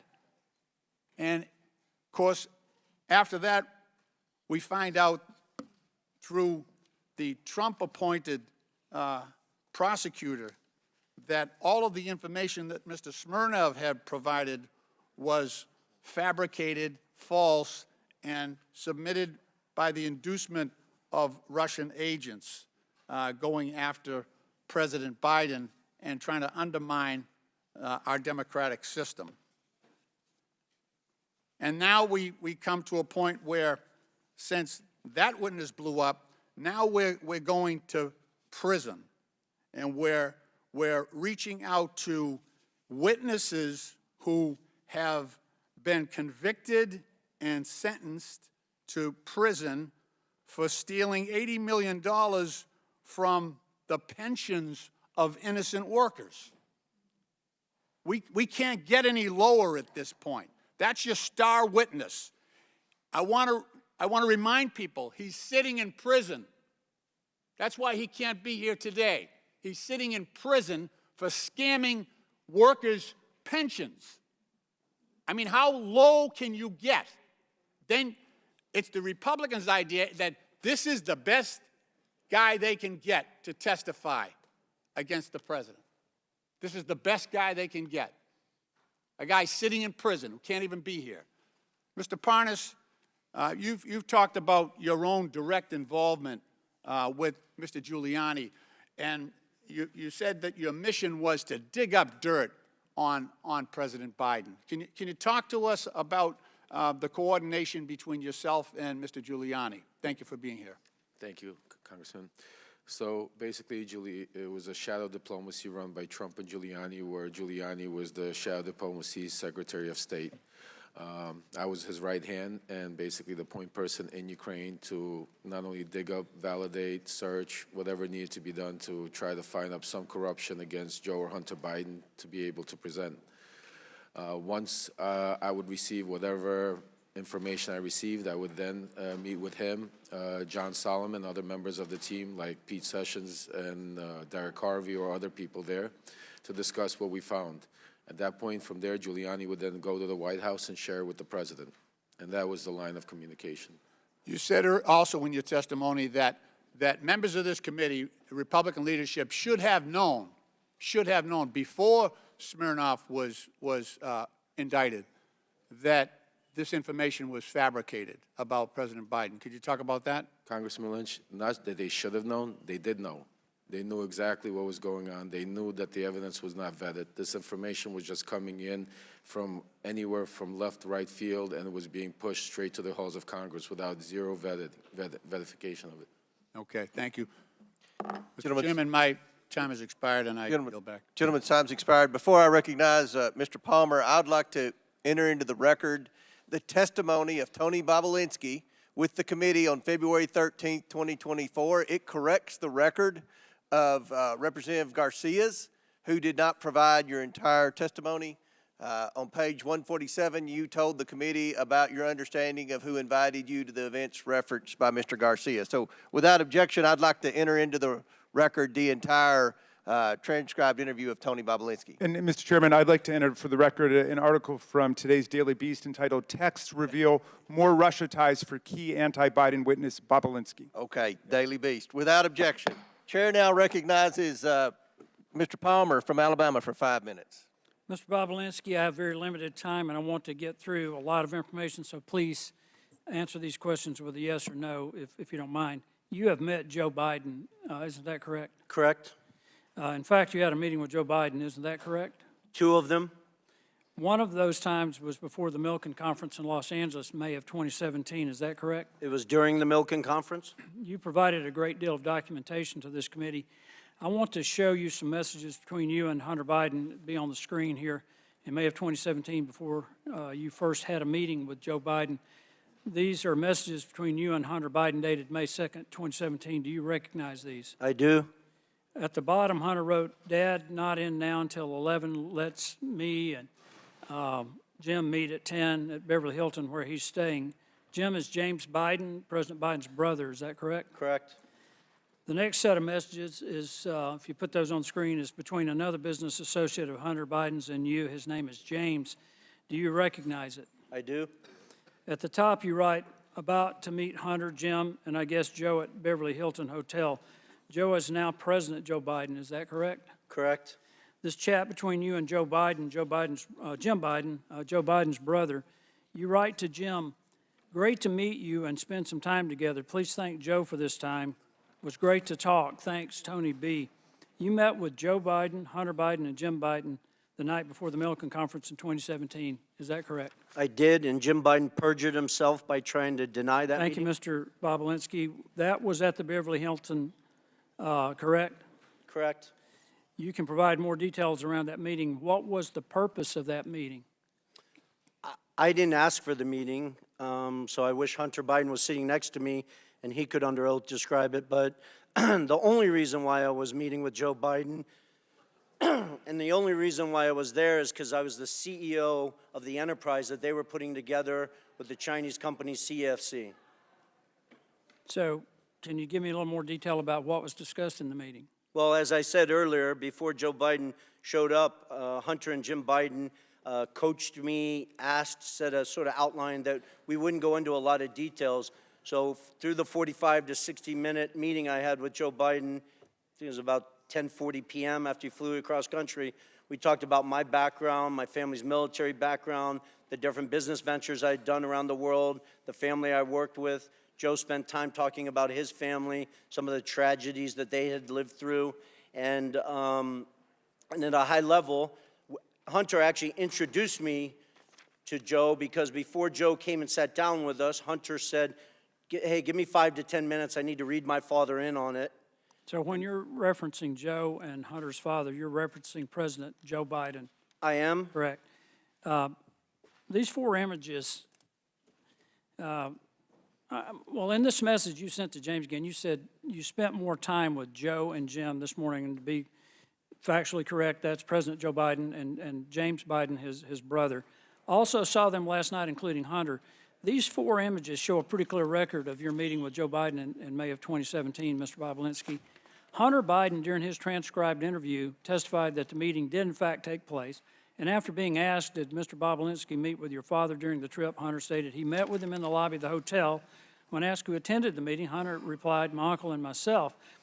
But when asked whether the meeting at the Beverly Hilton between Joe Biden, Jim Biden, Hunter Biden, and Tony Bobulinski took place, Jim Biden testified, absolutely not.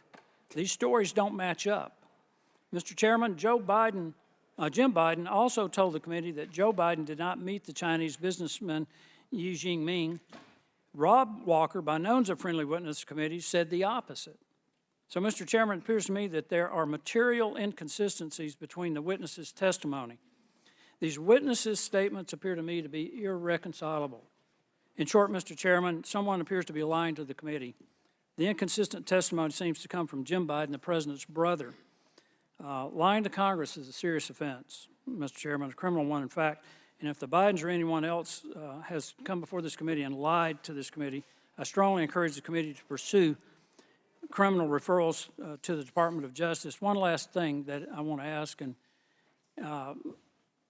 Mr. Bobulinski or Mr. Galinas, have either of you heard of any offer of a pardon for anyone involved or associated with or a partner to the Biden family enterprise corruption investigation?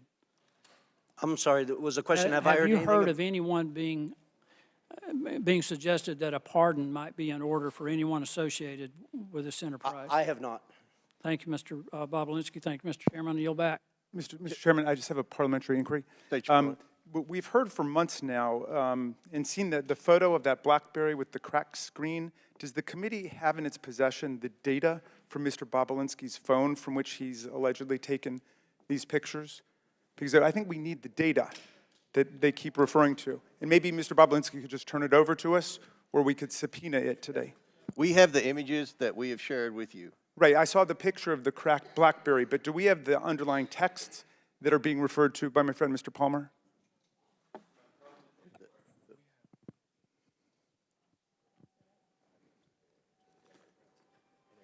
Mr. Bobulinski previously said he'd be happy to turn over his phones. We have pictures of all the text message screenshots that we've provided with everyone on the committee. Okay. And all right, well, of course, he's just given us, obviously, the ones he's selected. I'm wondering whether we could get all of those texts, and I would move that the committee subpoena Mr. Bobulinski's BlackBerry phone on which messages with Hunter Biden and the Oneida Holdings partners are saved. He stated that he's willing to provide it to the committee, so it should be rather simple. Mr. Chairman.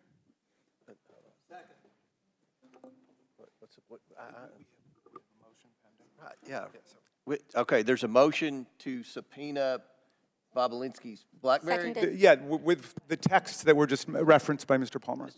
Chair recognizes Mr. Jordan. I move the table in motion. There's a motion to table.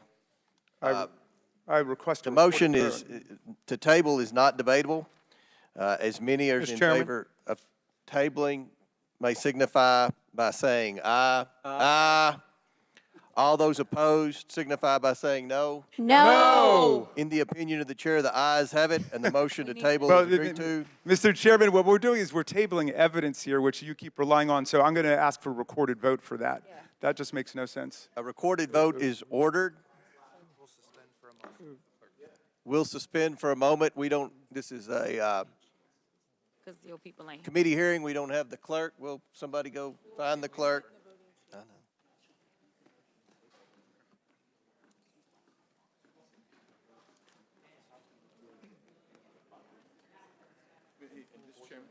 He said it, did he say under oath? In the, did he say? Mr. Speaker, Mr. Chairman, Mr. Minority Leader, do you think it's possible that the witness would voluntarily just give it? But I had understood actually that Mr. Bobulinski had volunteered when he was asked about this. It would simplify things if he would just turn it over the BlackBerry. Well, he did very clearly say he's happy to turn over his BlackBerry to the committee. We then asked for it at the deposition. He didn't. We've asked the majority to ask for Mr. it. Goldman, you're out of order. We're in suspension here waiting for the clerk to come so we can take the vote that your side of the aisle requested. You can't make this stuff up. You can't. This is Jurassic Park. Gee.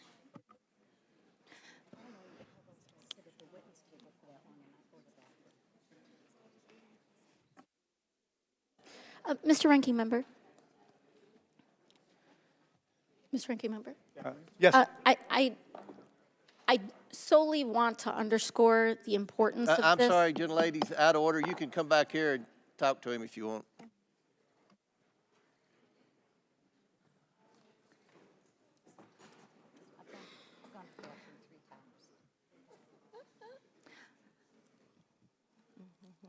Mr. Chairman.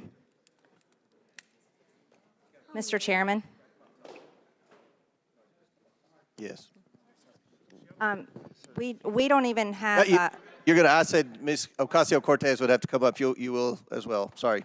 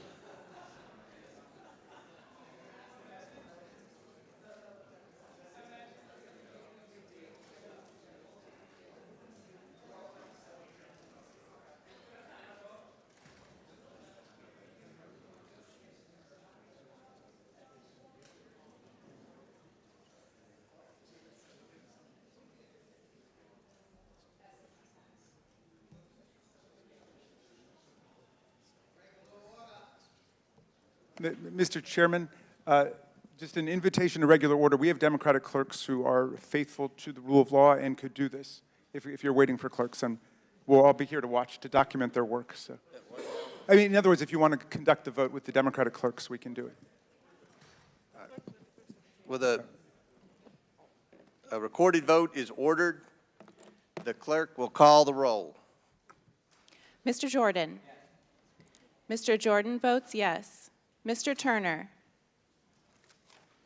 Mr. Gosar. Ms. Fox. Mr. Grothman. Mr. Grothman votes yes. Mr. Cloud. Mr. Cloud votes yes. Mr. Palmer. Mr. Palmer votes aye. Mr. Higgins. Mr. Higgins votes yes. Mr. Sessions. Mr. Sessions votes aye. Mr. Biggs. Mr. Biggs votes aye. Ms. Mace. Ms. Mace votes aye. Mr. LaTurner. Mr. LaTurner votes aye. Mr. Fallon. Mr. Donalds. Mr. Donalds votes yes. Mr. Perry. Mr. Timmons. Mr. Timmons votes aye. Mr. Burchett. Ms. Green. Aye. Ms. Green votes aye. Ms. McLean. Ms. McLean votes aye. Ms. Boebert. Mr. Fry. Mr. Fry votes aye. Ms. Luna. Mr. Langworthy. Mr. Langworthy votes aye. Mr. Burleson. Mr. Waltz. Mr. Waltz votes aye. Mr. Raskin. No. Mr. Raskin votes no. Ms. Norton. Mr. Lynch. No. Mr. Lynch votes no. Mr. Connolly. Nay. Mr. Connolly votes nay. Mr. Krishnamurthy. No. Mr. Krishnamurthy votes no. Mr. Khanna. Mr. Mfume. No. Mr. Mfume votes no. Ms. Ocasio-Cortez. Nay. Ms. Ocasio-Cortez votes nay. Ms. Porter. Ms. Bush. Ms. Brown. Ms. Stansbury. Mr. Garcia. Mr. Garcia votes no. Mr. Frost. Ms. Lee. Ms. Lee votes no. Mr. Kassar. Mr. Kassar votes no. Ms. Crockett. No. Ms. Crockett votes no. Mr. Goldman. No. Mr. Goldman votes no. Mr. Moskowitz. Mr. Moskowitz votes no. Ms. Tlaib. Ms. Tlaib votes no. Ms. Presley. Ms. Presley votes no. Mr. Chairman. I vote yes. And how is Mr. Burleson recorded? Mr. Chairman votes yes. Mr. Burleson is not recorded. Mr. Burleson votes yes. How is Ms. Boebert recorded? Ms. Boebert is not recorded. Ms. Boebert votes aye. How is Mr. Turner recorded? Mr. Turner is not recorded. Mr. Turner votes aye.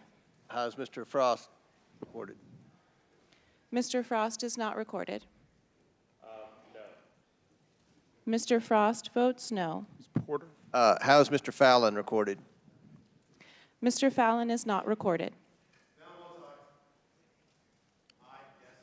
Mr. Fallon votes aye.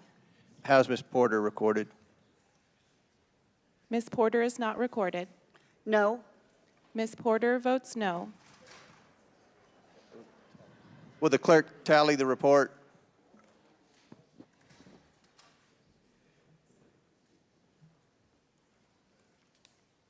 So who's next? Who do I reckon?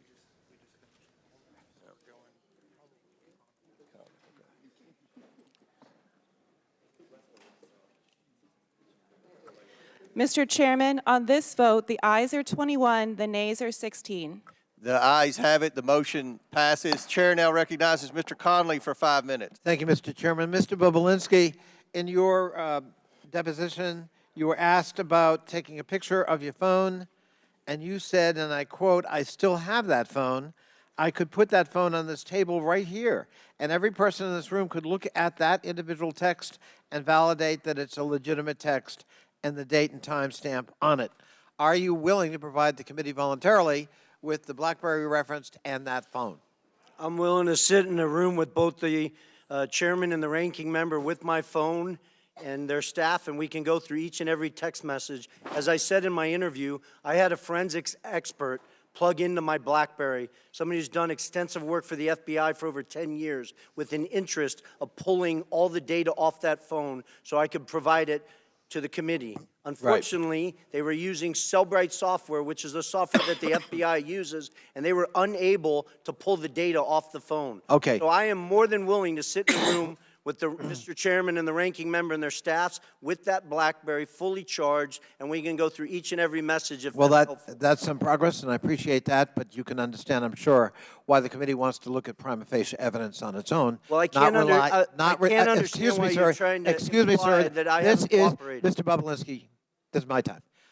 You can understand why we would want to look at evidence raw and unvarnished so that we can make our own determination. But thank you for your willingness to cooperate, at least at that level. Mr. Parmas, you observed back in 2023 in a letter you sent to Chairman Comer that there were flagrant examples of Giuliani interfering in Ukrainian politics, unquote. Why would Giuliani be interfering in another country's politics? I mean, Giuliani would do and say whatever he needed for the purpose of getting the information he wanted to secure Donald Trump 2020 election. So just a prime example of one of the things he did, he had a close relationship with then a boxer, Vladimir Klitschko, who was then the mayor in Ukraine. When the new president came over, there was rumors about maybe him not staying in office as mayor of Ukraine. Klitschko flew to New York, met with Rudy Giuliani, and then on a meeting that we had with Andrei Yermak in Spain that was relevant, had to do with President Zelensky announcing an investigation into Joe and Hunter Biden. At that meeting, he also brought up the Klitschko situation and basically told Yermak that if Zelensky got rid of Klitschko, President Trump and the American people would be very upset about that because we love him and he needs to be in there. So was Giuliani just doing this as a rogue on his own because he was a patriotic American who loved Donald Trump, or had somebody encouraged him to engage in this kind of political interference in another country?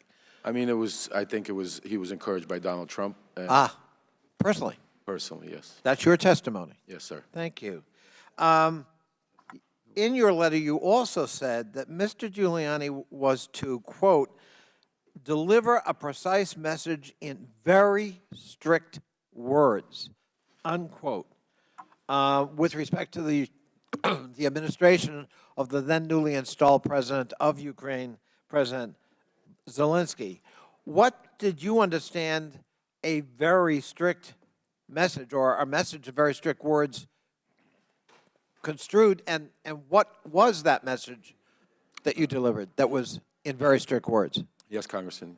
He basically told me not to be nice, to be very stern, and relay the message that unless Zelensky announced an investigation into the Bidens by Monday, this was Sunday, that there would be no cooperation, no aid to Ukraine from the United States, and the Vice President Pence at the time that was scheduled to appear for the inauguration would not appear to the inauguration. That would seem to corroborate that very famous and beautiful telephone conversation between President Trump then and President Zelensky, basically saying, but I need a favor, and hinting that there'd be withholding of military aid until that favor was delivered.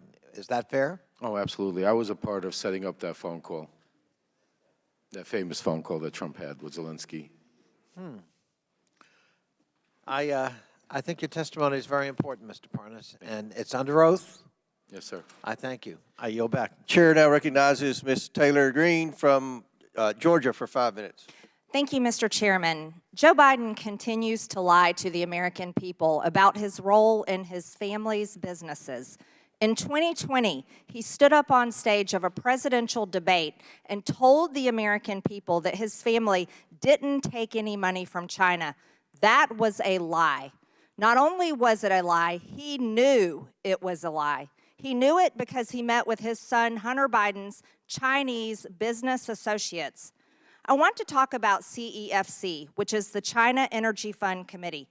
Mr. Bobulinski, who is Chairman Yi? Chairman Yi was the chairman of CEFC. Thank you. Jim Biden told the FBI and IRS that Chairman Yi was the protege of Xi Jinping, the leader of China and the Chinese Communist Party.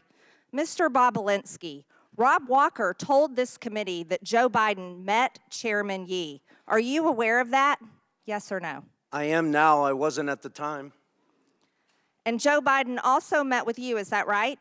Yes, he did. Twice. Who is Director Zhang? Director Zhang was the number 2 at CFC. The executive director of CEFC, the number 2? Yeah, he was the number 2 executive, but really the point person that I worked with and the Biden family worked with, and he's the individual that Hunter Biden was shaking down at the end of July 2017, demanding that they fund the $10 million. They ultimately sent 5, but $10 million directly to Hunter Biden's account, Owasco. Thank you, Mr. Bobulinski. I want to show you a text message that Hunter Biden sent to you and his other business associates. I'm holding it right here. I'll read it to you. Hey, Tony, I have an idea. In light of the fact we are at an impasse of sorts, and both James' lawyers and my chairman gave an emphatic no, I think we should all meet in Romania. He's speaking about my chairman. When Hunter Biden came in for his deposition, he said that he was referring to Chairman Yi, and that the rest of your group referred to Zhang as a different chairman. Does this make any sense to you? That's a lie. I never heard Director Zhang referenced as chairman, and I had direct communications with Director Zhang over WeChat, met him in Romania, met him in Moscow, met him around the world in New York, trying to develop this business, and he was never referred to as the chairman, first of all. Second of all, that makes absolutely no sense in the context of this message because we are discussing Oneida Holdings, LLC. Thank you. So he was not the chairman, just to clarify. Yes Correct. or no? Okay. So I want to show you another text. When he said his chairman, he was talking about his dad. This is from Rob Walker. It didn't seem to make much sense to Rob Walker either. So he said that when Hunter, he said this to you, when Hunter was talking about his chairman, he was talking about his dad. When Rob Walker came in to give his transcribed interview to the committee, he basically said, well, Hunter was high or confused or mad. And Rob Walker said that he was just trying to calm things down between you and Hunter. But that doesn't really answer the question about who Hunter Biden is talking about. Hunter Biden lied to this committee. So here, clearly, he says, Rob Walker's saying he's talking about his dad. So I want to be very clear. We've established that Zhang is not the chairman, obviously. Is that correct? Yes or no? Correct. Let me show you another message. This message doesn't call Zhang Chairman Zhang, does it? It just says the Chinese want to do business with the Bidens. As a matter of fact, it says, both coming to be my partner, to be partners with the Bidens, with an S. He, Zhang, is implied, has implied that the number 1 has made it clear and available to him. Who is the number 1? The number 1 is Xi Jinping. Xi Jinping, the president of China? Yes or no? The leader of the Communist Party, the CCP? Yes. Is the number 1? Yes, that's the number 1 that Hunter was referencing in that message.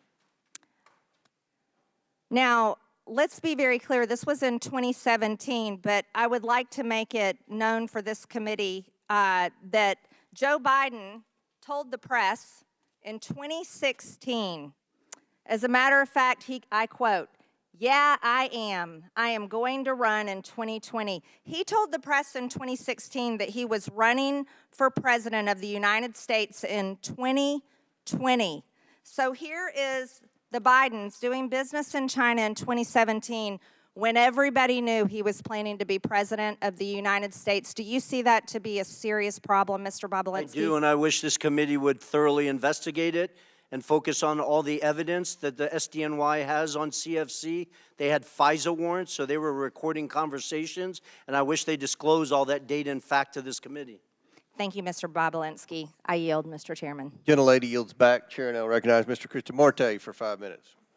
Thank you, Mr. Chair. Mr. Parnas, Rudy Giuliani tasked you with, quote, a mission to travel the globe to find dirt to damage the Biden's reputation in the 2018-2019 timeframe, right? Correct, yes. And this was in an effort to secure Trump's Re-election as president in 2020, right? Correct, yes. And by dirt, you mean evidence of wrongdoing or criminality, right?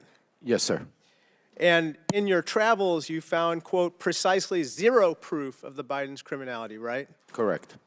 And there was no evidence of the Biden's corruption in Ukraine because, as you said, there truly was none, right? Correct, yes, sir. Now, interestingly, you have looked for dirt around the world about the Bidens, and specifically Joe Biden in particular, and you say the FBI, CIA, NSA have all failed to produce any evidence of criminal wrongdoing, right? Correct. Not only that, but former Ukrainian President Petro Poroshenko stated, quote, there's not a single word of truth to these allegations about Joe Biden, right? Absolutely, yes, sir.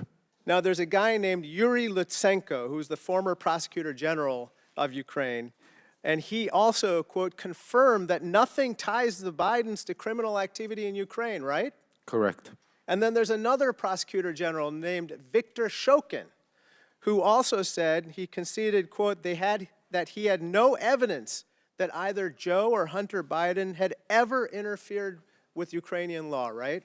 Yes, sir. And the reason you know this is because you talked to each of these people, right? Yes, sir. And your job was to try to dig up dirt or manufacture dirt, right? Yes, sir. And yet we have conducted months of hearings, and because there's been no evidence of wrongdoing, you've called this whole impeachment inquiry a, quote, wild goose chase, right? Yes, sir. Now, interestingly, we've heard from the other side that, quote, the real quid pro quo wasn't Donald Trump. It was Joe Biden when he tried to hold up foreign aid when he was vice president in exchange for firing the federal prosecutor in Ukraine that was investigating the corruption from his son. Now, you, again, looked for evidence to support this claim. There is no evidence, correct? Correct. That was false. In fact, firing the prosecutor would make it more likely that they would go after the company in question, Burisma, not less, right?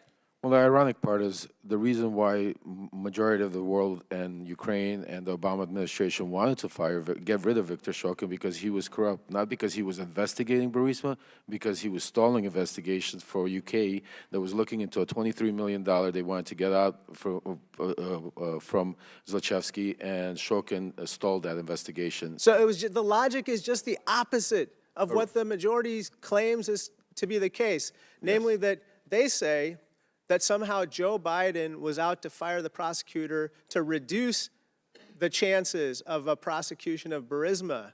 But actually, in firing that prosecutor, he increased the chances of prosecuting Burisma, right? Absolutely correct, yes.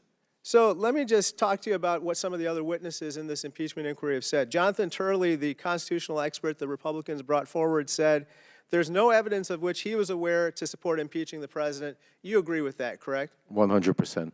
Garrett Graves, a colleague of ours, said just last week, quote, have I seen anything that is impeachable? No, I haven't. You agree with that statement as well? Yes, sir. Last year, our Republican colleague Ken Buck, who's about to retire, said that evidence of wrongdoing by President Biden, quote, doesn't exist right now. It doesn't exist now. It didn't exist then, right? That's exactly true, sir. Sir, how many times have you met Donald Trump? Well over 10 times, I'd say. I'd have to count, but lots of times. Is there anything that you'd like to relate to us about your conversations with Donald Trump that would bear on the conduct of these proceedings? I mean, Donald Trump was aware of everything that was going on that day in the Red Room when we were in the White House. After Rudy bringing Donald Trump up to speed on that I could go out to Ukraine and get Viktor Shokin, Donald Trump approached me, shook my head, said, "Thank you for all that you're doing. Keep up the good work," patted me on the back, took pictures, and I was off to Ukraine. To meet with Viktor Shokin? To find Viktor Shokin, to bring him back here to meet with Lindsey Graham. Got it. Thank you so much. I yield back. Thank you. Chair now recognizes Mr. Cloud from Texas for 5 minutes. Thank you, Chairman. Now, we have heard time after time Joe Biden, say that he had no knowledge whatsoever about the business dealings, and that changed. He had never allegedly had any conversation with Hunter. Then they moved the ball to say that, well, he didn't have any business dealings, he wasn't involved, didn't have any financial contribution. Since then, we've uncovered about 20 shell companies, and we have bank records that bring light to that. And while we can't cover all 20 shell companies in 5 minutes, I wanted to focus on one, and that is Rosemont Seneca Bohai. Rosemont Seneca Bohai is interesting, and Devin Archer had testified, and he said this in his testimony. He said that this entity, quote, was used as a common entity, owned 50-50 on a handshake deal between Devin and Hunter splitting these shares. Actually, that was your words, Mr. Galanis. Do you stand by those words? Yes, I do. And Devin Archer agreed with that. He said Hunter was a corporate secretary of RSB and had a handshake 50-50 ownership deal. Is that correct? That's correct, yes. And primarily this company was set up initially as a place to hold equity from the equity stake of Bohai Harvest. Is that correct?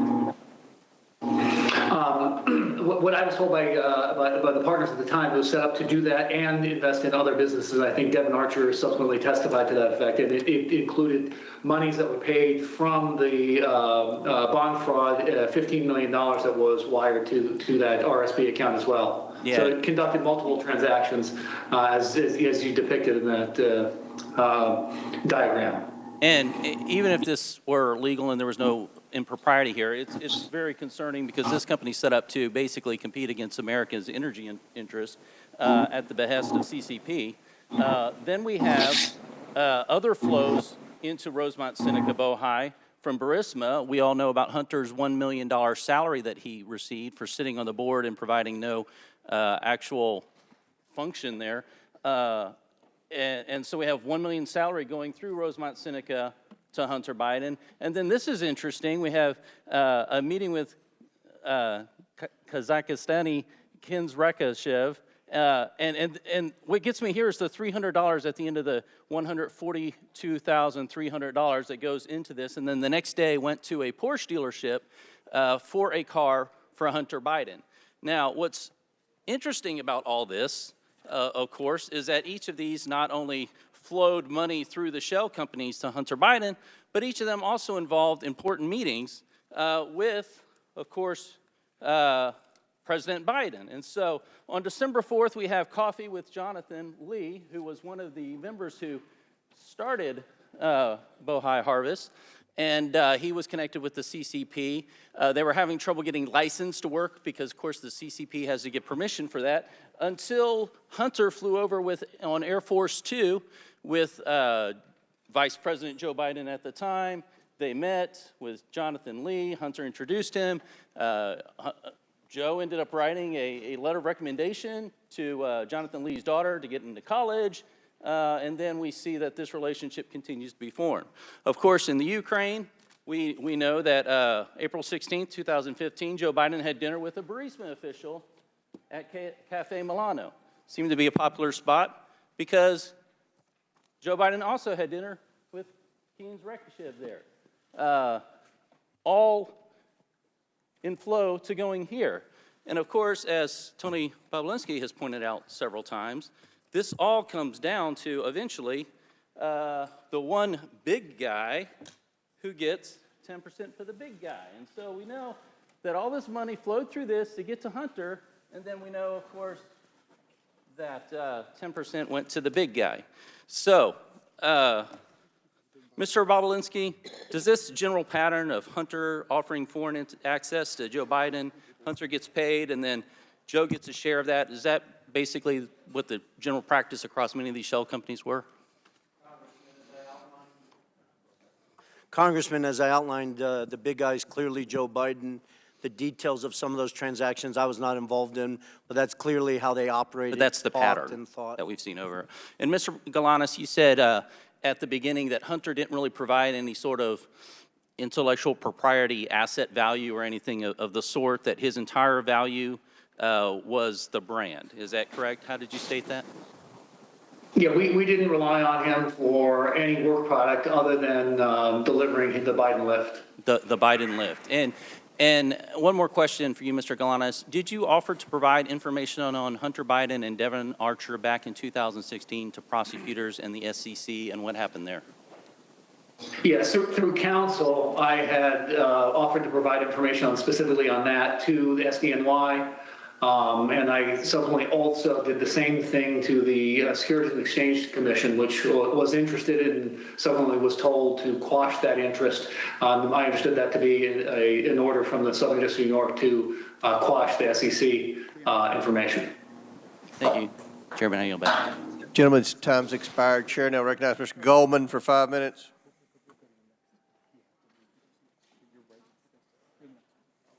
Thank you, Mr. Chairman. I only have 5 minutes, Mr. Bobulinski, so I'm going to try to move quickly, and I'd appreciate if you just answer the questions. You testified that Joe Biden was involved in your business venture related to Oneida Holdings and Hunter Biden. So I want to drill down on the crux of what your testimony is. Oneida Holdings is the business venture that you are referring to, correct? When I'm referring to what? Can you Any business you did with the Bidens? My reference is the Sinohawk Holdings LLC, and Oneida Holdings LLC owned 50% of that. Right. And Oneida Holdings was the 50% that was on the American side of that Sinohawk deal, right? It was the 50% that was the Biden side of it. Some of the, James Gillier is not an American, so. Sorry, fair enough. And it was a joint partnership memorialized in an incorporating document, correct? And it had equal shares divided among 5 partners. Is that right? Well, I can't. Well, are you asking me about what you're holding up? Because sir, was it an equal? Were there equal 20% shares among 5 partners? In what? Oneida Holdings. In the final signed documents? Yes. Is that what you're asking me? Yes. It is? Not complicated. Well, it is because. All right, you're just filibustering now. The answer is you're filibustering. I get it. That there were 5 partners: Hunter Biden, Jim Biden, Rob Walker, James Gilliar, and you. Each owned 20%. Do you? Well, they didn't each own. Their LLCs owned it, which is a material difference. Do you see Joe Biden or an LLC related to Joe Biden on this? I don't know if Joe Biden owned any of Jim Biden's LLC or Hunter Biden's LLC. I'll leave that up to the committee. Okay. And do you know when this agreement was entered into? The poster board that you're holding up, or the actual legal document that was signed? The agreement, sir. The agreement. The agreement was signed May 22nd, 2017. Who was the vice president then? May 22nd, you said? I think it was Mike Pence. And who was the president? Donald Trump. Okay. And when did you first meet Hunter Biden? I first met Hunter Biden in early 2017. When? When in 2017? A day or the month. An hour the month or is a good. Month?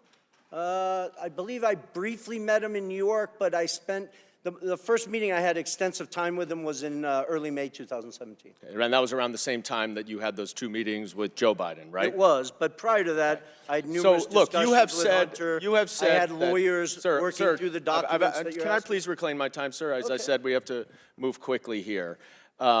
Unfortunately, in your testimony earlier today, one of my colleagues asked you about that meeting at the bar, 45 minutes to 60 minutes. And you were also asked about that in your transcribed interview. And in neither of your answers did you mention any discussion that you had at that meeting with Joe Biden about the Chinese business venture. Yet, in grandiose terms here today, you have declared that Joe Biden was involved. and that you have mountains of irrefutable evidence to support it. So let's look at the mountains of irrefutable evidence. You provided the committee with a screenshot of a text message that is between James Gilliard and you, dated May 11th, 2017. You see this? I don't know if you can see it. If you can't see, it's just you and James Gilliard, though, right? You remember this text message, I'm sure. Generally, yes. All right. And in it, Gilliard writes, "Man, you are right. Let's get the company set up, then tell H and family the high stakes and get Joe involved." And 2 days later, Mr. Gilliard sent an email to you, CCing Rob Walker and Hunter Biden, in which he suggested a division of the company and included a proposal of, quote, 10% held by H for the big guy, question mark. You remember that, right? The infamous email with the big guy? Yes, Yeah. I do. Did anyone ever respond to that email?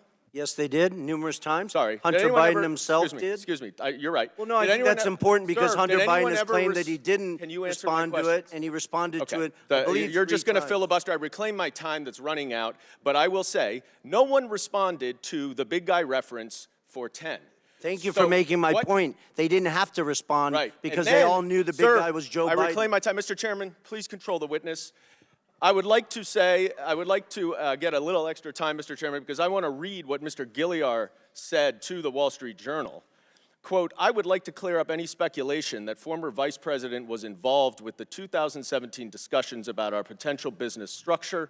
I am unaware of any involvement at any time of the former Vice President. The activity in question never delivered and project revenue. 9 days later, the agreement without Joe Biden was signed. You and James Gilliard wanted Joe Biden involved, and that is why Hunter Biden dumped you and did the business That's a on his blatant own. lie, Mr. And I yield Goldman. You back. know better. Chairman's time's expired.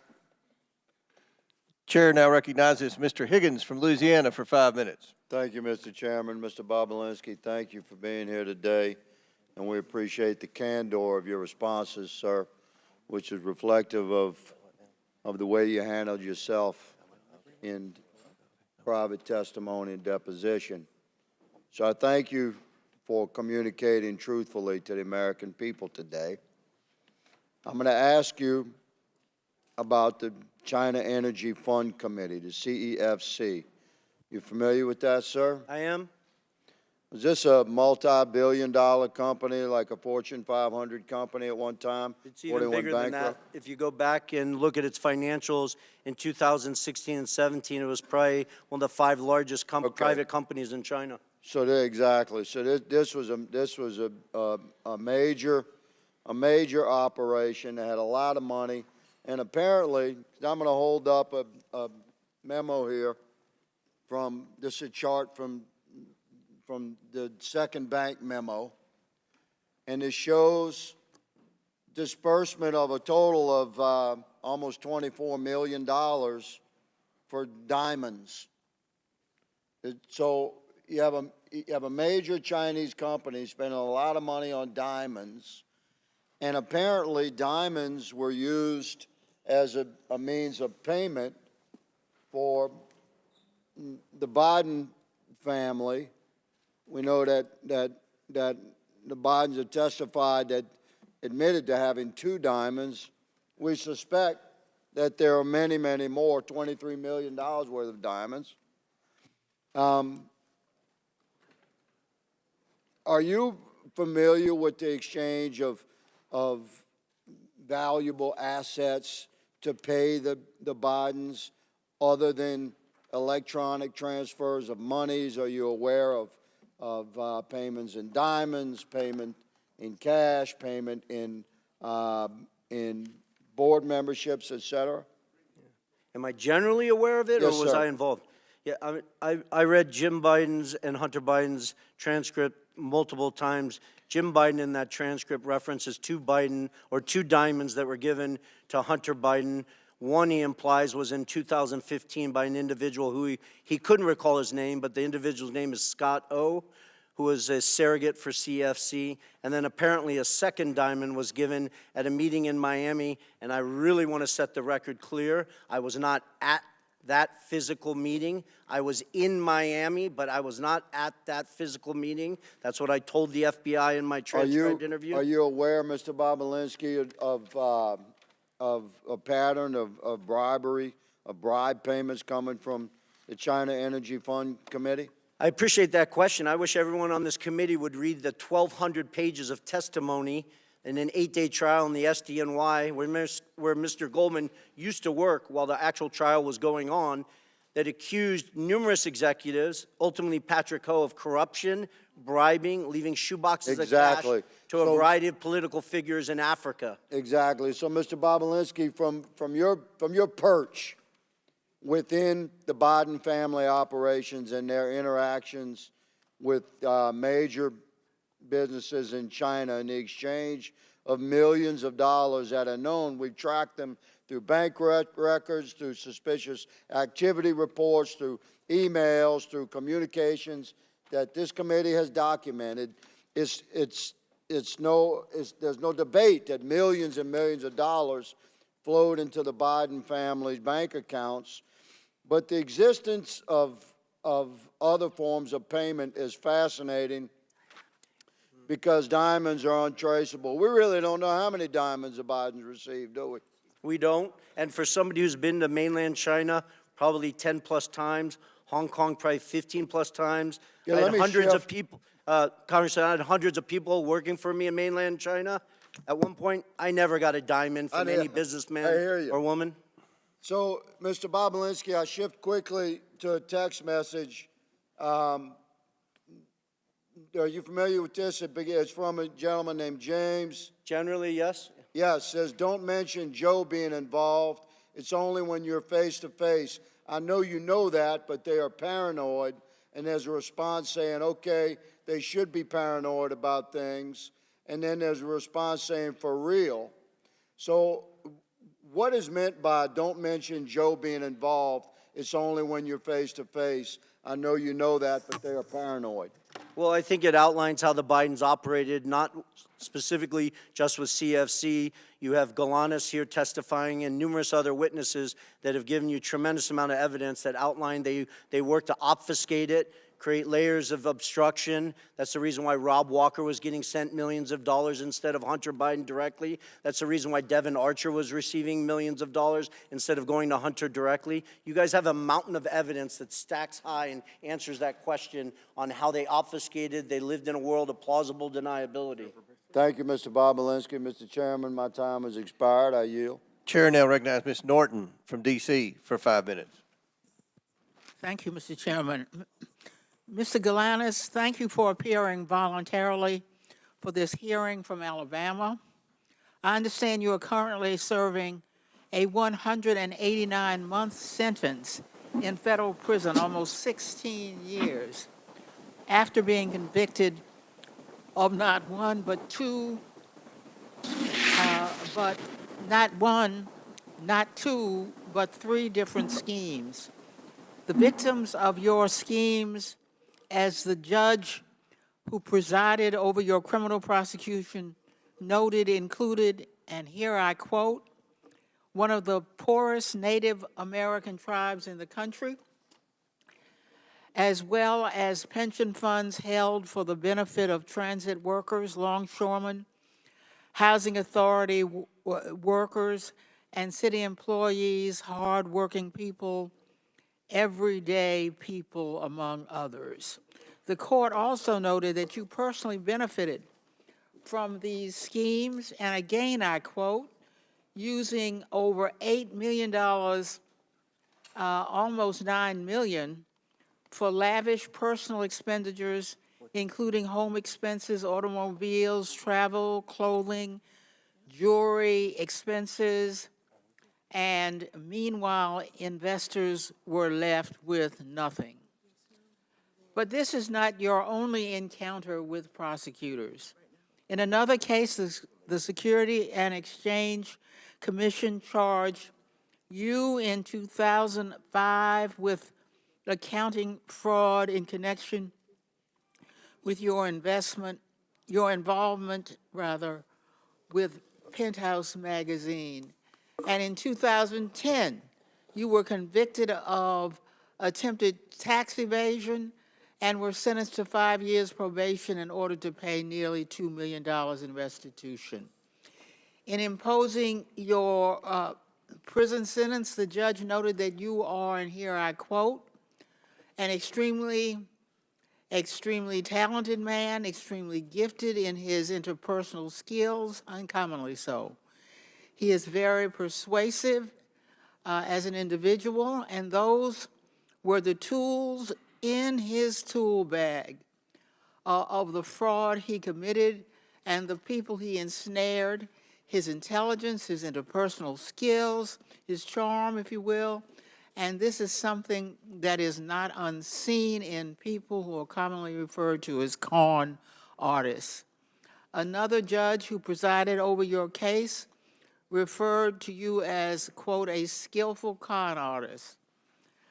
A skillful con artist, that is who my Republican colleagues are relying on to carry their water in this sham impeachment inquiry after their last star witness, the author of the infamous FBI Form 1023, was indicted for lying and outed as a likely Republican agent. It is time we put an end to this pathetic and desperate inquiry. I yield my remaining time to Ranking Member Raskin. Ms. Norton, thank you very much. So for more than a year now, we've heard innuendo, rumors, propaganda, big lies, but no facts, no evidence that could reasonably support the finding of impeachable high crimes and misdemeanors against President Biden. In our first real impeachment hearing, the majority invited several expert witnesses who came together, and their witnesses agreed with that there was nothing that remotely approached the level of proof needed to support a finding of high crimes and misdemeanors that one would impeach a president for. And now we come back again today, and the majority has two witnesses. One, the designated con man as determined by two different federal courts, not without talent, but someone who deploys his talent towards the purposes of exploiting Native American Indian tribes, pensioners, and other innocent investors. And then Mr. Bobulinski, who offers a lot of rhetoric and a lot of hot air, but absolutely no facts that could indict the President of the United States for high crimes and misdemeanors, impeachable offenses against the Republic, the kinds of offenses which James Madison said are great attacks on the Republic itself, great affronts to our Republican form of government. And nobody on their side can even tell us what is the impeachable high crime and misdemeanor, which suggests that they are moving in the direction of criminal referrals, and they should start by looking at their own witnesses. I yield back to you, Mr. Chairman. And I'd like to remind the ranking member and Ms. Norton, the witness, Mr. Galanis, was partners with Hunter Biden. That's why he's here. We have their partners. You could have invited partners, but you invited this guy. Yeah, Donald Trump's partner, Mr. Parnas, who was working with Donald Trump and Rudy Giuliani. Rudy Giuliani's partner. Okay, yeah. All right. Chair recognizes Mr. Groffman. Yeah, we got a variety of things I'd like to go through, but first, Mr. Lynch complained about Mr. Galanis testifying from prison. So I'd like to ask unanimous consent to enter into the record the Department of Justice's own press release announcing the sentencing of the Democrats' witness, led Parnas, to 20 months in prison for, among other things, making false statements. Without objection on Donald Trump's partner. Thank you. Now, Mr. Chairman, you know, we had originally hoped that we'd see a few more witnesses here today. They're not here, but I would like to run a brief tape because I showed up today hoping I'd be asking these witnesses a little bit more about this tape. I know that, you know, there's some mystery, or some people feel it's still ambiguous as to how this prosecutor was fired in Ukraine, and I wonder if this tape could do a little bit more to shed light on why that prosecutor was fired and why we want Hunter Biden and Mr. Archer here today.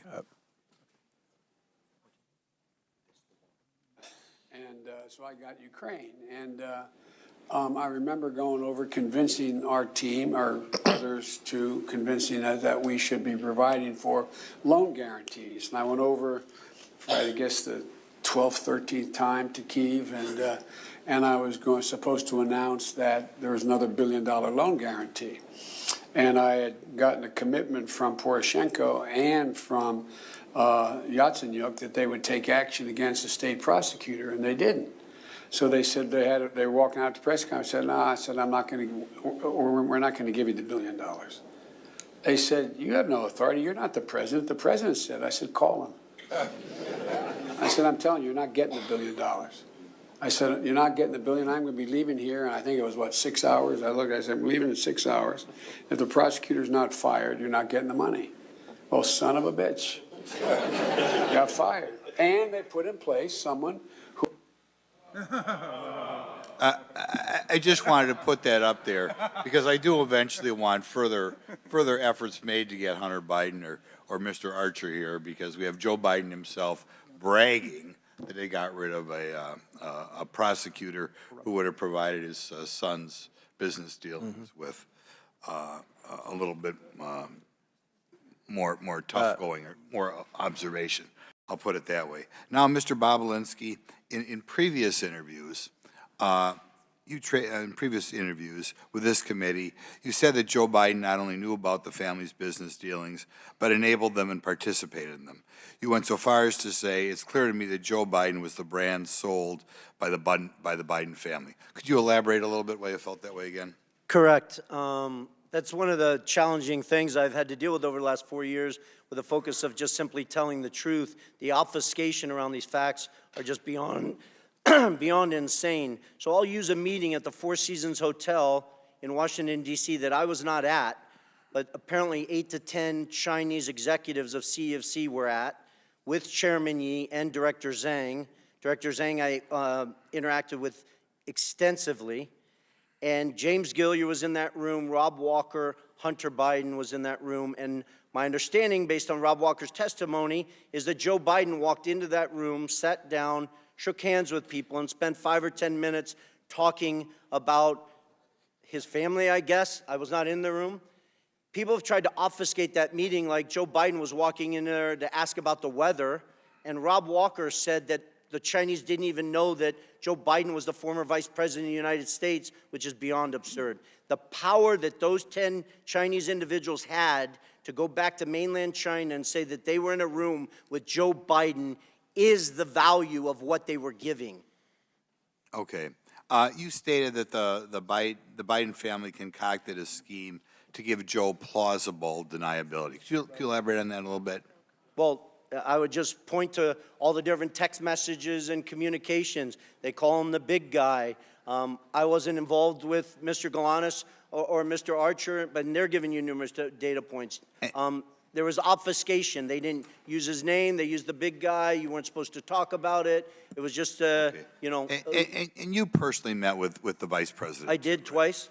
Okay, and it was obvious. Did he say anything that indicates that you wanted him to help his son, that sort of thing? Well, he thanked me for helping his son and his brother and asked me to keep an eye on them as I walked him out to his car after he gave his speech on the second meeting of the Milken Conference. Okay, just one other follow-up, and this is kind of maybe a vague question, but I'd like to know it. One of the things that disturbs me about that is the interaction with the Chinese, or that's what we're dealing with today, but obviously other countries as well, that apparently in their own mind, the way you deal with the United States is the way you deal with say, a corrupt city council or something like that. In other words, you know, you give them money and you get what you want. Do you want to comment on that, or did you hear any stories about that, or did you hear stories that they were surprised how easy it was to buy the U.S. government? Well, I think it was but answer the question. But please feel free to answer the question. Yeah, I think CFC, and there's tremendous evidence, believed that they were bribing the Biden family, and they were doing it via Hunter Biden. It's kind of shameful. Thank you. Very good. Chair now recognizes Mr. Khanna for 5 minutes. Thank you, Mr. Chairman. Mr. Parnas, can you tell me about your meetings with Dmitry Firtash and why you believe the Trump campaign used his services? Yes, well, I was sent to meet with Dmitry Firtash because Dmitry Firtash had resources. He's an oligarch that was in Vienna waiting to be extradited to the United States. but he was very close with Vladimir Putin, Ukraine, and lots of characters in that part of the world. And my objective at the time was to have him help us lean on Mykola Zlochevsky and get dirt on the Bidens. And what type of dirt were you trying to get? We were searching for Hunter's hard drive that we were told was out there. We were searching for bank records to validate certain bank records that was given to me, Hunter's personal bank records that was given to me by John Solomon that he said he got from the FBI to validate certain payments that were going for car purchases. But the objective was to try to find a link from any of the payments that would go into Joe Biden's account. And who told you to get this dirt? Well, who told me? Rudy Giuliani. Anyone else that you remember? John Solomon. I mean, everybody that was part of the team. I mean, Did Bill Barr know that you were involved in getting this dirt? Absolutely. Bill Barr was notified of our investigation from the day he took office. Did you ever have a conversation with Bill Barr of being lenient towards Dmitry in his role, in Bill Barr's role as Attorney General? I personally did not, but I was witness to Victoria Tunzing and Joe DeGeneva having a conversation with Bill Barr about Dmitry Firtash. What did they say to Bill Barr? Basically, they were telling him that the charges were false and that he needs to drop the charges and basically end the case. And why did they tell him to drop the charges on this Russian oligarch? Because Dmitry Firtash was going to help us getting dirt on the Bidens or whatever else the Trump campaign needed. So my understanding is you have the Trump campaign telling you to talk to a Russian oligarch to get dirt on the President of the United States for political reasons, and then someone from the Trump campaign is talking to the Attorney General to drop the charges because this foreign national is helping get dirt on a political candidate? Absolutely. Did Bill Barr indicate any willingness to drop the charges?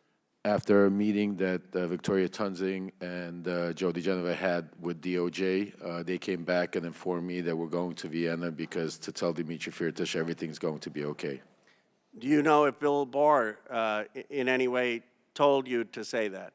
I was not privy to in that meeting, no. Do you have any evidence that Bill Barr would have indicated to signal to Dmitry that the charges would be dropped?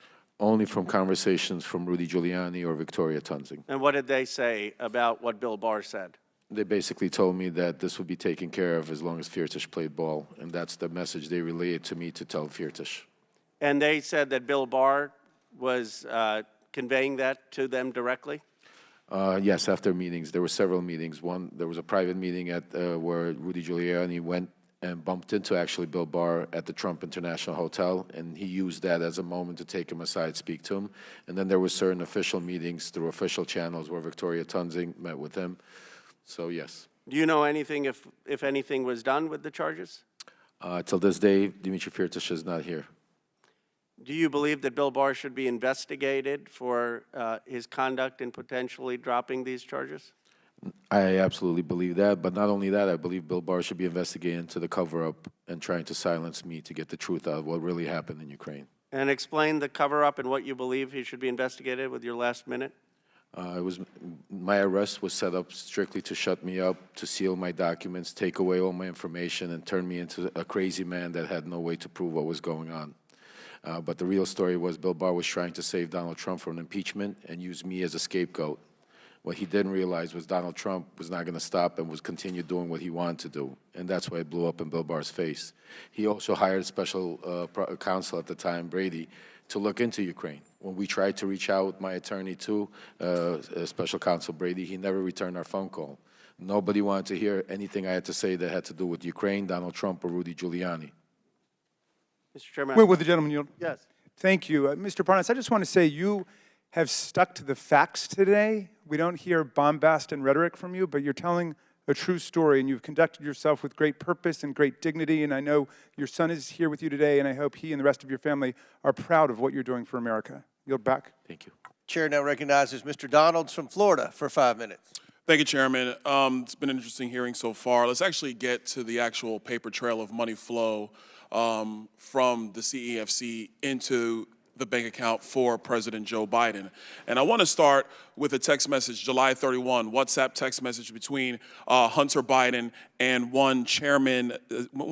Zhao. Real quick, Mr. Bobulinski, who is Mr. Zhao? Congressman Donalds, I'd just actually like to spend 20 seconds. If you noticed, Congressman Khanna scurried out of here very quickly, and I'm actually disgusted as I sit here that he didn't address me based on the fact that I'm sitting here in front of the world trying to testify to the truth. In October 2020, I have messages I'm willing to produce to both the Democrats and the Republicans that Ro Khanna sent to me saying, you have always demonstrated to me that you're nothing but an honest with the highest integrity individual, and I was begging for him to go on CNN and tell the world in October 2020. I have extensive emails with Congressman Ro Khanna in 2021 and 2022 where I begged him and his staff to sit down with me and look at my BlackBerry phones that the Democrats are so focused on, to hire forensics experts and go through all of the factual information I had. So the fact that he did not even address me and then scurried out of here is disgusting to me. All right. Sorry, Mr. Donalds. I'll answer your question now. All right, so we're gonna have to come off of that because now we're at 3 minutes, 30 seconds. Yep. Mr. Chairman, for the record, I want to submit into the record 2 different WhatsApp text messages. One, July 31, between Hunter Biden and Mr. Zhao of CEFC, which stipulates that Hunter Biden wants to be able to move on from and get the contract resolved, get the deal resolved, and that Mr. Zhao responds and says, yes, the CEFC is willing to cooperate with the family. On August 31, there's another exchange, this time August 3rd, 2017, between Hunter Biden and Mr. Ganwei Dong. And in this message, they're talking about the stipulations of the arrangement between the Biden family and CEFC. I want to submit both WhatsApp text messages for the record, Mr. Chairman. Without objection to order. Okay, now to the money flow, because this is where the rubber meets the road. On August 3rd, they actually stipulate through WhatsApp text messages the exact stipulations of the deal. On August 4th, $100,000 is wired into Owasco PC from CEFC infrastructure. Mr. Chairman, I want to submit for the record a portion of the bank statement for the time period August 3rd of 2017 to August 31, 2017, stipulating $100,000 going from CEFC into the bank account of Hunter Biden through Owasco PC. Without objection to order. On August 8th, 4 days later, $5 million is then transferred from the Northern International Capital account of $5 million to Hudson West III. Hudson West III is a bank account controlled by Hunter Biden and Mr. Ganwei, a.k.a. Kevin Dong, who is a CEFC associate. That money comes from the Northern International Capital bank account that is tied to the CCP. Mr. Chairman, I want to submit for the record the bank statement demonstrating that transfer. Without objection to order. Okay, moving on. On August 8th, the same time period, there is a wire transfer of $400,000 to Owasco PC from the Hudson West III bank account. That $400,000, Mr. Chairman, I have the transfer records in the bank accounts from the August time period. I want to submit that for the record. Without objection to order. Now, here's where the fun stuff comes in, everybody, and I got a minute to do it, so we're going to get this done. On August 14th, there is $150,000 that is transferred from Owasco PC, which is controlled by Hunter Biden, to Lion Hall Group, which is controlled by James Biden. I have the records here, Mr. Chairman, of the $150,000 that has gone to Lion Hall Group from Owasco PC. I want to submit that for the record. Without objection to order. On August 28th, and I believe we have a screenshot for everybody in the room. On August 28th, Mr. Chairman, we have the withdrawal ticket from Lion Hall Group that is signed by Sarah Biden, who is the wife of Jim Biden, for $50,000 to withdraw from Lion Hall Group. I want to submit that withdrawal receipt for the record. Without objection to order. On September 3rd, on August 28th, actually, Mr. Chairman, we have the deposit reference into Sarah Jones Biden's account on the same day she withdrew it from Lion Hall. I want to submit that. Without objection to order. Last document. On September 3rd, 2007, from Sarah Biden's own personal account, there is a check that is written to Joseph Robinette Biden, Jr., the President of the United States today, for $40,000, signed loan repayment. A loan repayment, by the way, that Joe Biden's own personal accountant, Mr. Eric Schwerin, has no record for. I want to submit that for the record, Mr. Chairman. Without objection, so ordered. To the members of the committee, it is clear that the source of this money came from CEFC, and that CEFC is a company that is directly linked to the CCP and actually the chairman of the CCP, the chairman of the Chinese Communist Party, Chairman Xi Jinping. With that, I yield. Very good. Mr. Chairman, I've got a UC request, if that's okay. Go ahead. First, White House for sale, the staff report of the minority side, which details the CEFC's business interactions with Donald Trump. They own a $5.5 million unit in Trump World Tower and others. And then the Department of Justice press release announcing the sentencing of Jason Galanis in federal court to a term of 189 months in prison, ordering him to pay restitution of more than $80 million for 3 criminal fraud conspiracies against a Native American tribe, pension funds, and other investors. Without objection, so ordered. Chair now recognizes Mr. Mafume for 5 minutes. Mr. Chairman, thank you. I'm sitting here and imagining what I would be thinking if I were not here, but rather somewhere around the country watching the Congress of the United States, and in this case, this committee, for 15 months hold these hearings on Hunter Biden and come up with not one impeachable offense in all that time. 15 months. Over 10,000 documents and more, as you can see today as a result of that. This is a do-nothing Congress. And we should be doing the jobs that we were sent here to do, which is not to have investigation hearing after investigation hearing over and over and over again, and then run to our favorite TV outlet to give interviews afterwards. We were sent here to get a job done. Taxpayers are looking at all of us. Meanwhile, Americans, black, white, Asian, Latino, Native American, and their families are wondering what the hell is going on. Is this another investigation hearing in this 15 months that has yielded nothing at all? It's the do-nothing Congress. You thought Harry Truman said it in 1948. Anybody can say it today. Look at what we've done in 15 months. Virtually nothing. Nothing at all. Senior citizens sit in their homes and watch C-SPAN or some other outlet carry this. Some of them sitting in nursing homes, all of them worried about losing their Social Security. They're on fixed incomes, and they expect the Congress to use its time and its energy to deal with things that affect them directly. Students are defaulting on loans to colleges all over the country, and no one wants to talk about that. Health care is inadequate in most places in this country. And diseases are ravaging our communities, and people assume that at some point the Congress will deal with that. And so whether it's cancer, cardiovascular disease, kidney disease, diabetes, HIV, stroke, the disparities in the health system say, please, please give us a little bit of your time also when you're not dealing with Hunter Biden and when you can't prove that he's done anything wrong. Crime is out of control. White collar as well as black collar. And assault weapons are still being used every day to shoot and kill innocent children and Americans. And we're sitting up here talking about something that we've talked about for 15 months with no substantial evidence. Can't get humanitarian aid to Palestine. Can't get military aid to the Ukraine.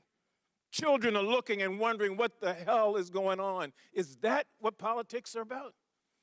So we are doing a disservice. I know I'm supposed to be asking questions, and Mr. Parnas, I may have one or two for you, but I am so outraged at a do-nothing Congress, just pointing the finger over and over again, and people are hurting, looking for real help.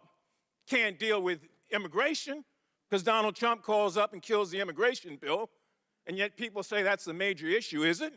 I haven't seen the sort of attention that we thought we were putting to that or anything else.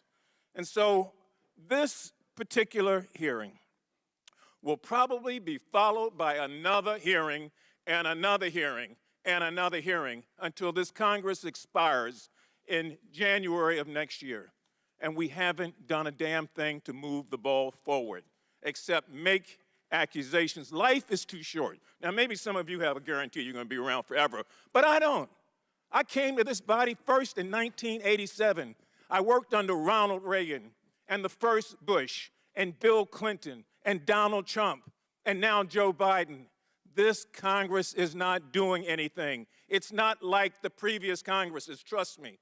That's why people have such a low esteem of those of us who say, well, I'm Congressman so-and-so. People on the street don't buy that. They don't see the action. So I'm done. I know I've exhausted my time. Mr. Parnas, a couple of quick questions, and I'll let you go. Is it your understanding that Rudy Giuliani worked for an individual identified by the Trump administration as a Russian agent? Yes. Do you know what these Russian line actors were trying to do? Quickly. Push a conspiracy theory about the Bidens. Did you know that, did you warn Rudy Giuliani? Yes, I did. And what was his response, succinctly? He told me that he agreed with me, but then proceeded to work with these people behind my back. And these people have been identified as Russian agents. Yes, sir. And we've got a meeting here of Mr. Giuliani with one of those. I'm disgusted, as most people are, about this process. And the only way we get to a point where we get things done is that we learn to talk to one another across the aisle without having another conspiracy theory after another one after another one. You don't buy trust that way. You buy contempt. I yield back. Chair recognizes Lisa McClain for 5 minutes. Thank you, Mr. Chairman. I want to start off by saying I think most Americans are taught at a very young age that you are who you surround yourself with. I think keep that in a premise. As I sat here and listened to everyone talk about how Hunter Biden is just this golden boy. I mean, are we really supposed to believe that Hunter Biden is the golden boy? His associates, such as Jason Galanis and Devin Archer, are felons convicted of fraud, yet he is the golden child. I want to talk about examples of Biden's influence peddling scheme. This time, it was Romania. It follows the same general pattern as we have seen with other countries like China, Russia, Ukraine, and Kazakhstan. Here's the pattern. It's really simple. A corrupt foreign oligarch needs access to the U.S. government. Hunter Biden sells influence to the U.S. government. The oligarchs pay up. So let's just take a deeper dive into this Romanian scheme. Mr. Bobulinski, who is Gabriel Papovich? Gabriel Popovich is a businessman from Romania, probably worth hundreds of millions of dollars, I'd envision. Okay. Is it true that Gabriel Papovich faced corruption charges in Romania in 2015? It is. Thank you. And when you were in Europe with the Bidens to close on that CEFC deal with the Chinese, you separately negotiated with Papovich to get a 17th payment. Is that also correct? I did. Okay. But Papovich did not want to pay him. Is that correct? Correct. You're talking about a 17th payment that would go to Rob Walker, and then Rob Walker would distribute to Hunter Biden. That is correct. And is it because Hunter Biden had failed in the work he was engaged by Papovich to do, which was to get the corruption charges dismissed by the Romanian authorities? Isn't that correct? Well, it's two things, that they had failed to do that, but also that Joe Biden had left the White House at that point. Okay, so there's a dot. So I get 16 payments while Joe Biden's in the White House. Correct. But after Joe Biden leaves the White House, coincidentally, the payments stop. Correct. Okay, just want to make sure that we can connect the dots very simply. But obviously wasn't a coincidence. Right, I'm not much for coincidences, which neither are the American people. But, Mr. Bobulinski, what do you think Papovich wanted Hunter Biden to do? I don't have to think, because Gabriel told me personally he expected, and didn't want the details, he expected Hunter Biden Rob Walker and James Gillier to do whatever was necessary to impact his case in Romania. How do you know that? Because Gabriel Povich told me that? From his mouth? Yes. Okay, so there's another dot that we can connect. Would that be a conspiracy theory? That's not a conspiracy theory. Okay, thank you. I would encourage you to interview Gabriel Popovich. Thank you. Lastly, after claiming he wanted a public hearing, Hunter Biden decided to skip today. Why do you think he skipped the hearing today? Is that a rhetorical or serious? Well, I don't think he wanted to sit next to me because obviously I've emphatically stated he perjured himself in his transcribed interview with the committee, as did his uncle, Jim Biden. And for every fact he claims or wants to say I was high on drugs or obfuscate, I can show a document, a text message, a recording that is confirmed that he's lying. Well, let's not let the facts get in the way of a good story, right? Here are the facts. Highly disappointing that he's not here, though. I would agree. I would agree.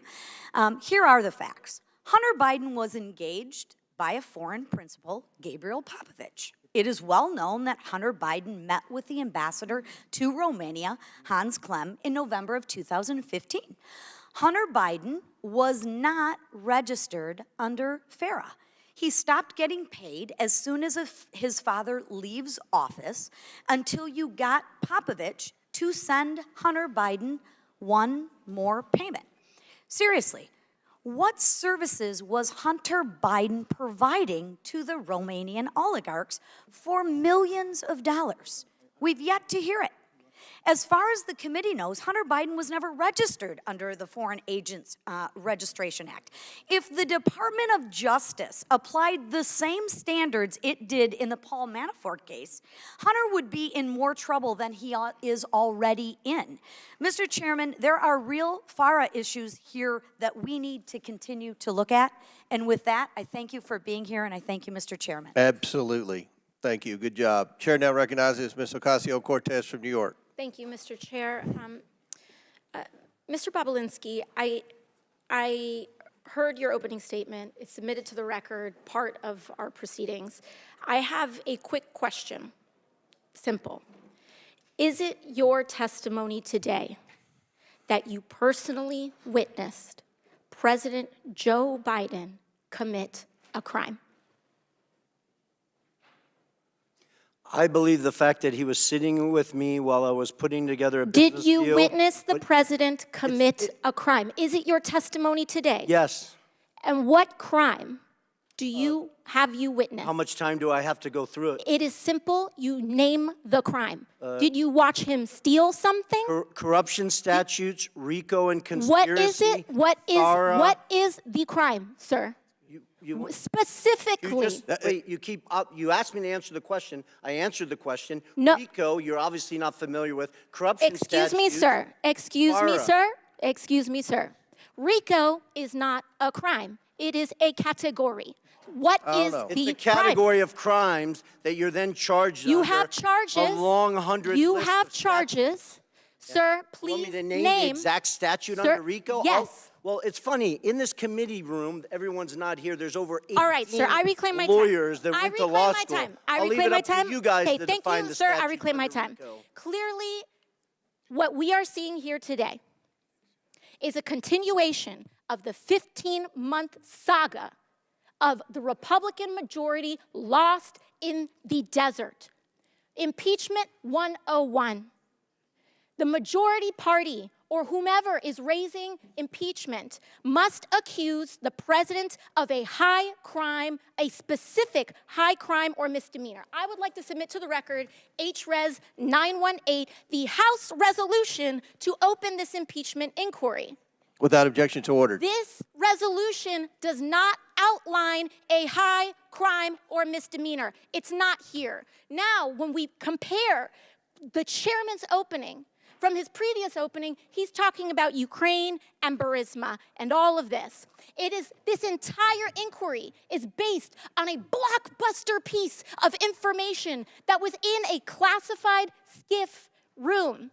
And inside that room was a document alleging President Biden directly of a $10 million bribery scheme, a $10 million bribery scheme, extremely serious. What happened? What happened a month ago, Mr. Chairman? That document, the FBI arrested the person who offered those allegations for falsifying his testimony to the FBI.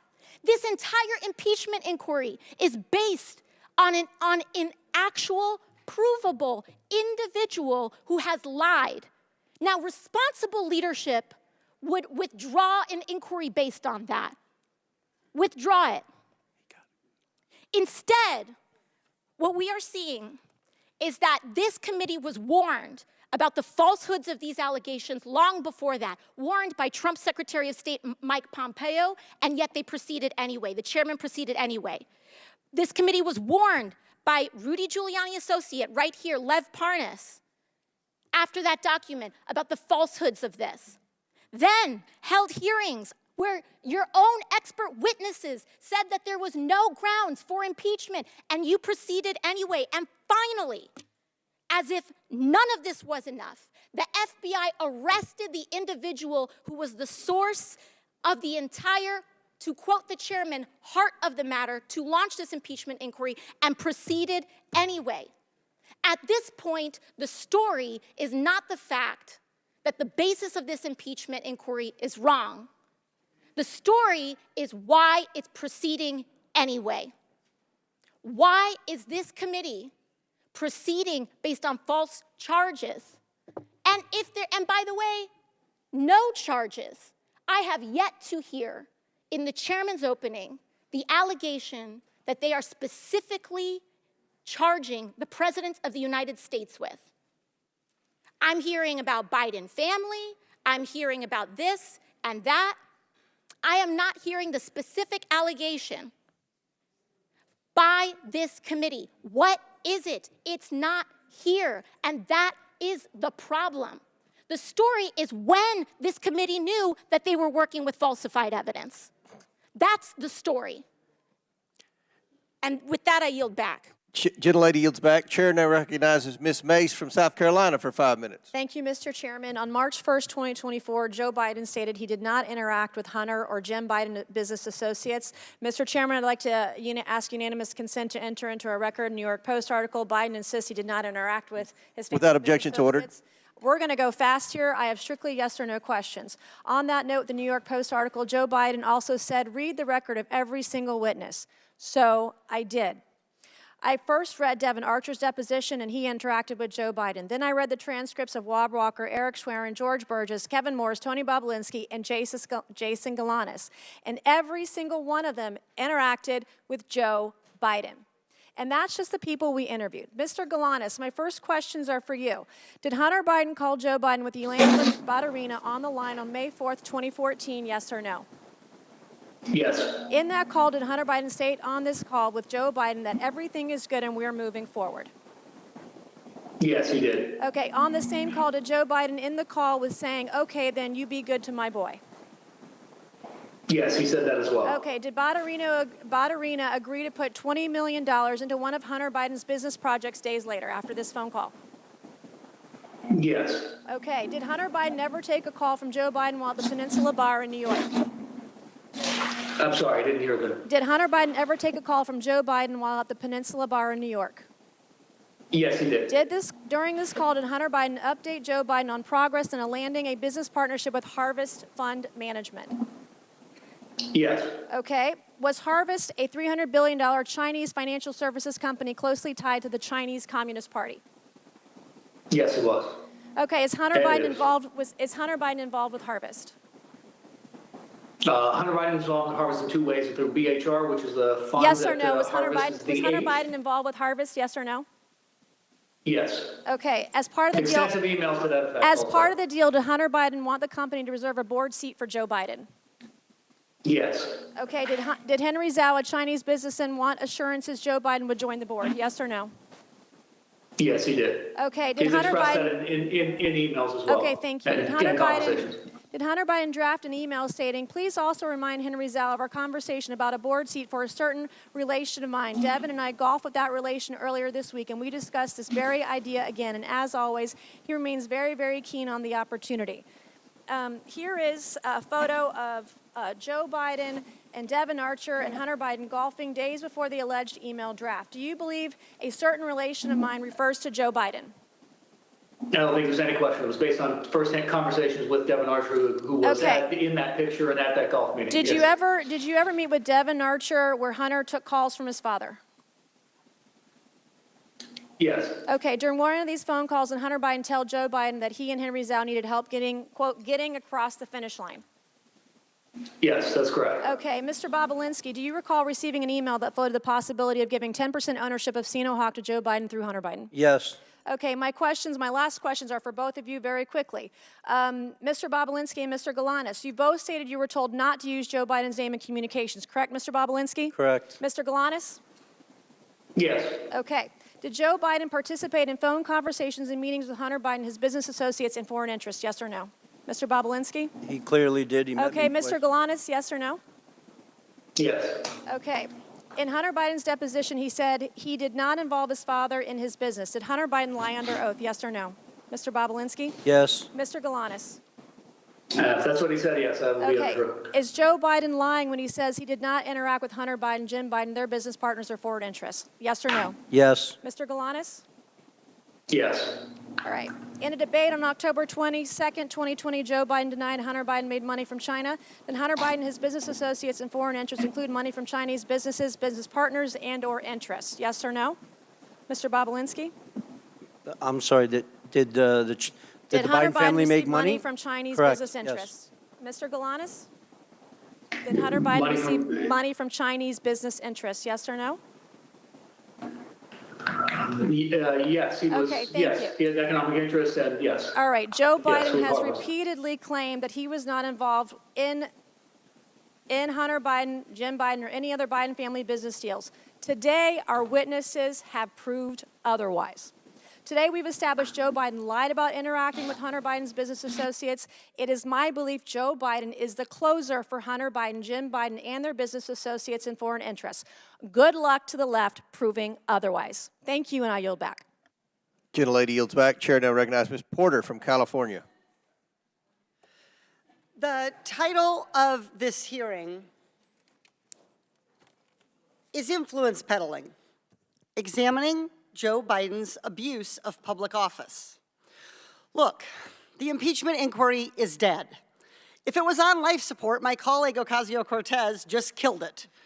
There is no allegation of a specific crime. President Biden didn't do anything wrong. There's zero evidence of that. And still, both Democrats and Republicans and the media treat these hearings like the Super Bowl. But no one ever wins, and Americans always lose. So I've got a fresh direction for this hearing. All we have to do is cross off the part after the colon. There, just influence peddling. We should have a policy discussion about how to stop government officials from using their positions to get money or favors. Now that is a real hearing, one that nearly every American, regardless of party, wants us to hold. We could start by talking about how senior executive branch officials can leave public service, wait just 1 year, and then legally become lobbyists for big corporations, scoring their new employers profitable government contracts and favorable regulations. They can even be paid by the big corporations during that short 1 year while they are waiting to become lobbyists as a down payment for their future ability to peddle influence. That's wrong. For the panel of witnesses, by show of hands, as Americans, would our witnesses support extending this 1 year waiting period to at least 2 years? No, I would. Okay, so there we go. Republicans, Democrats, even convicted criminals, everybody supports that we should do more to stop influence peddling. This is the kind of good government reform that Americans of all political stripes support. And I should know, in 2022, I passed that exact reform. as an amendment to the National Defense Authorization Act with a bipartisan majority vote. What happened to that amendment? Why didn't it become law? The answer is simple. Nearly 500 former members of Congress worked for lobbying firms. And too many people around here want to follow in their footsteps, and so don't want to make it harder for government officials to become lobbyists. Ultimately, Democratic leadership under then Speaker Nancy Pelosi let the amendment get stripped out of the final bill. When I offered up the amendment again during this Congress, Republican leadership under then Speaker Kevin McCarthy never even put the amendment up for a vote. Both parties have let us down on fighting influence peddling and tackling corruption.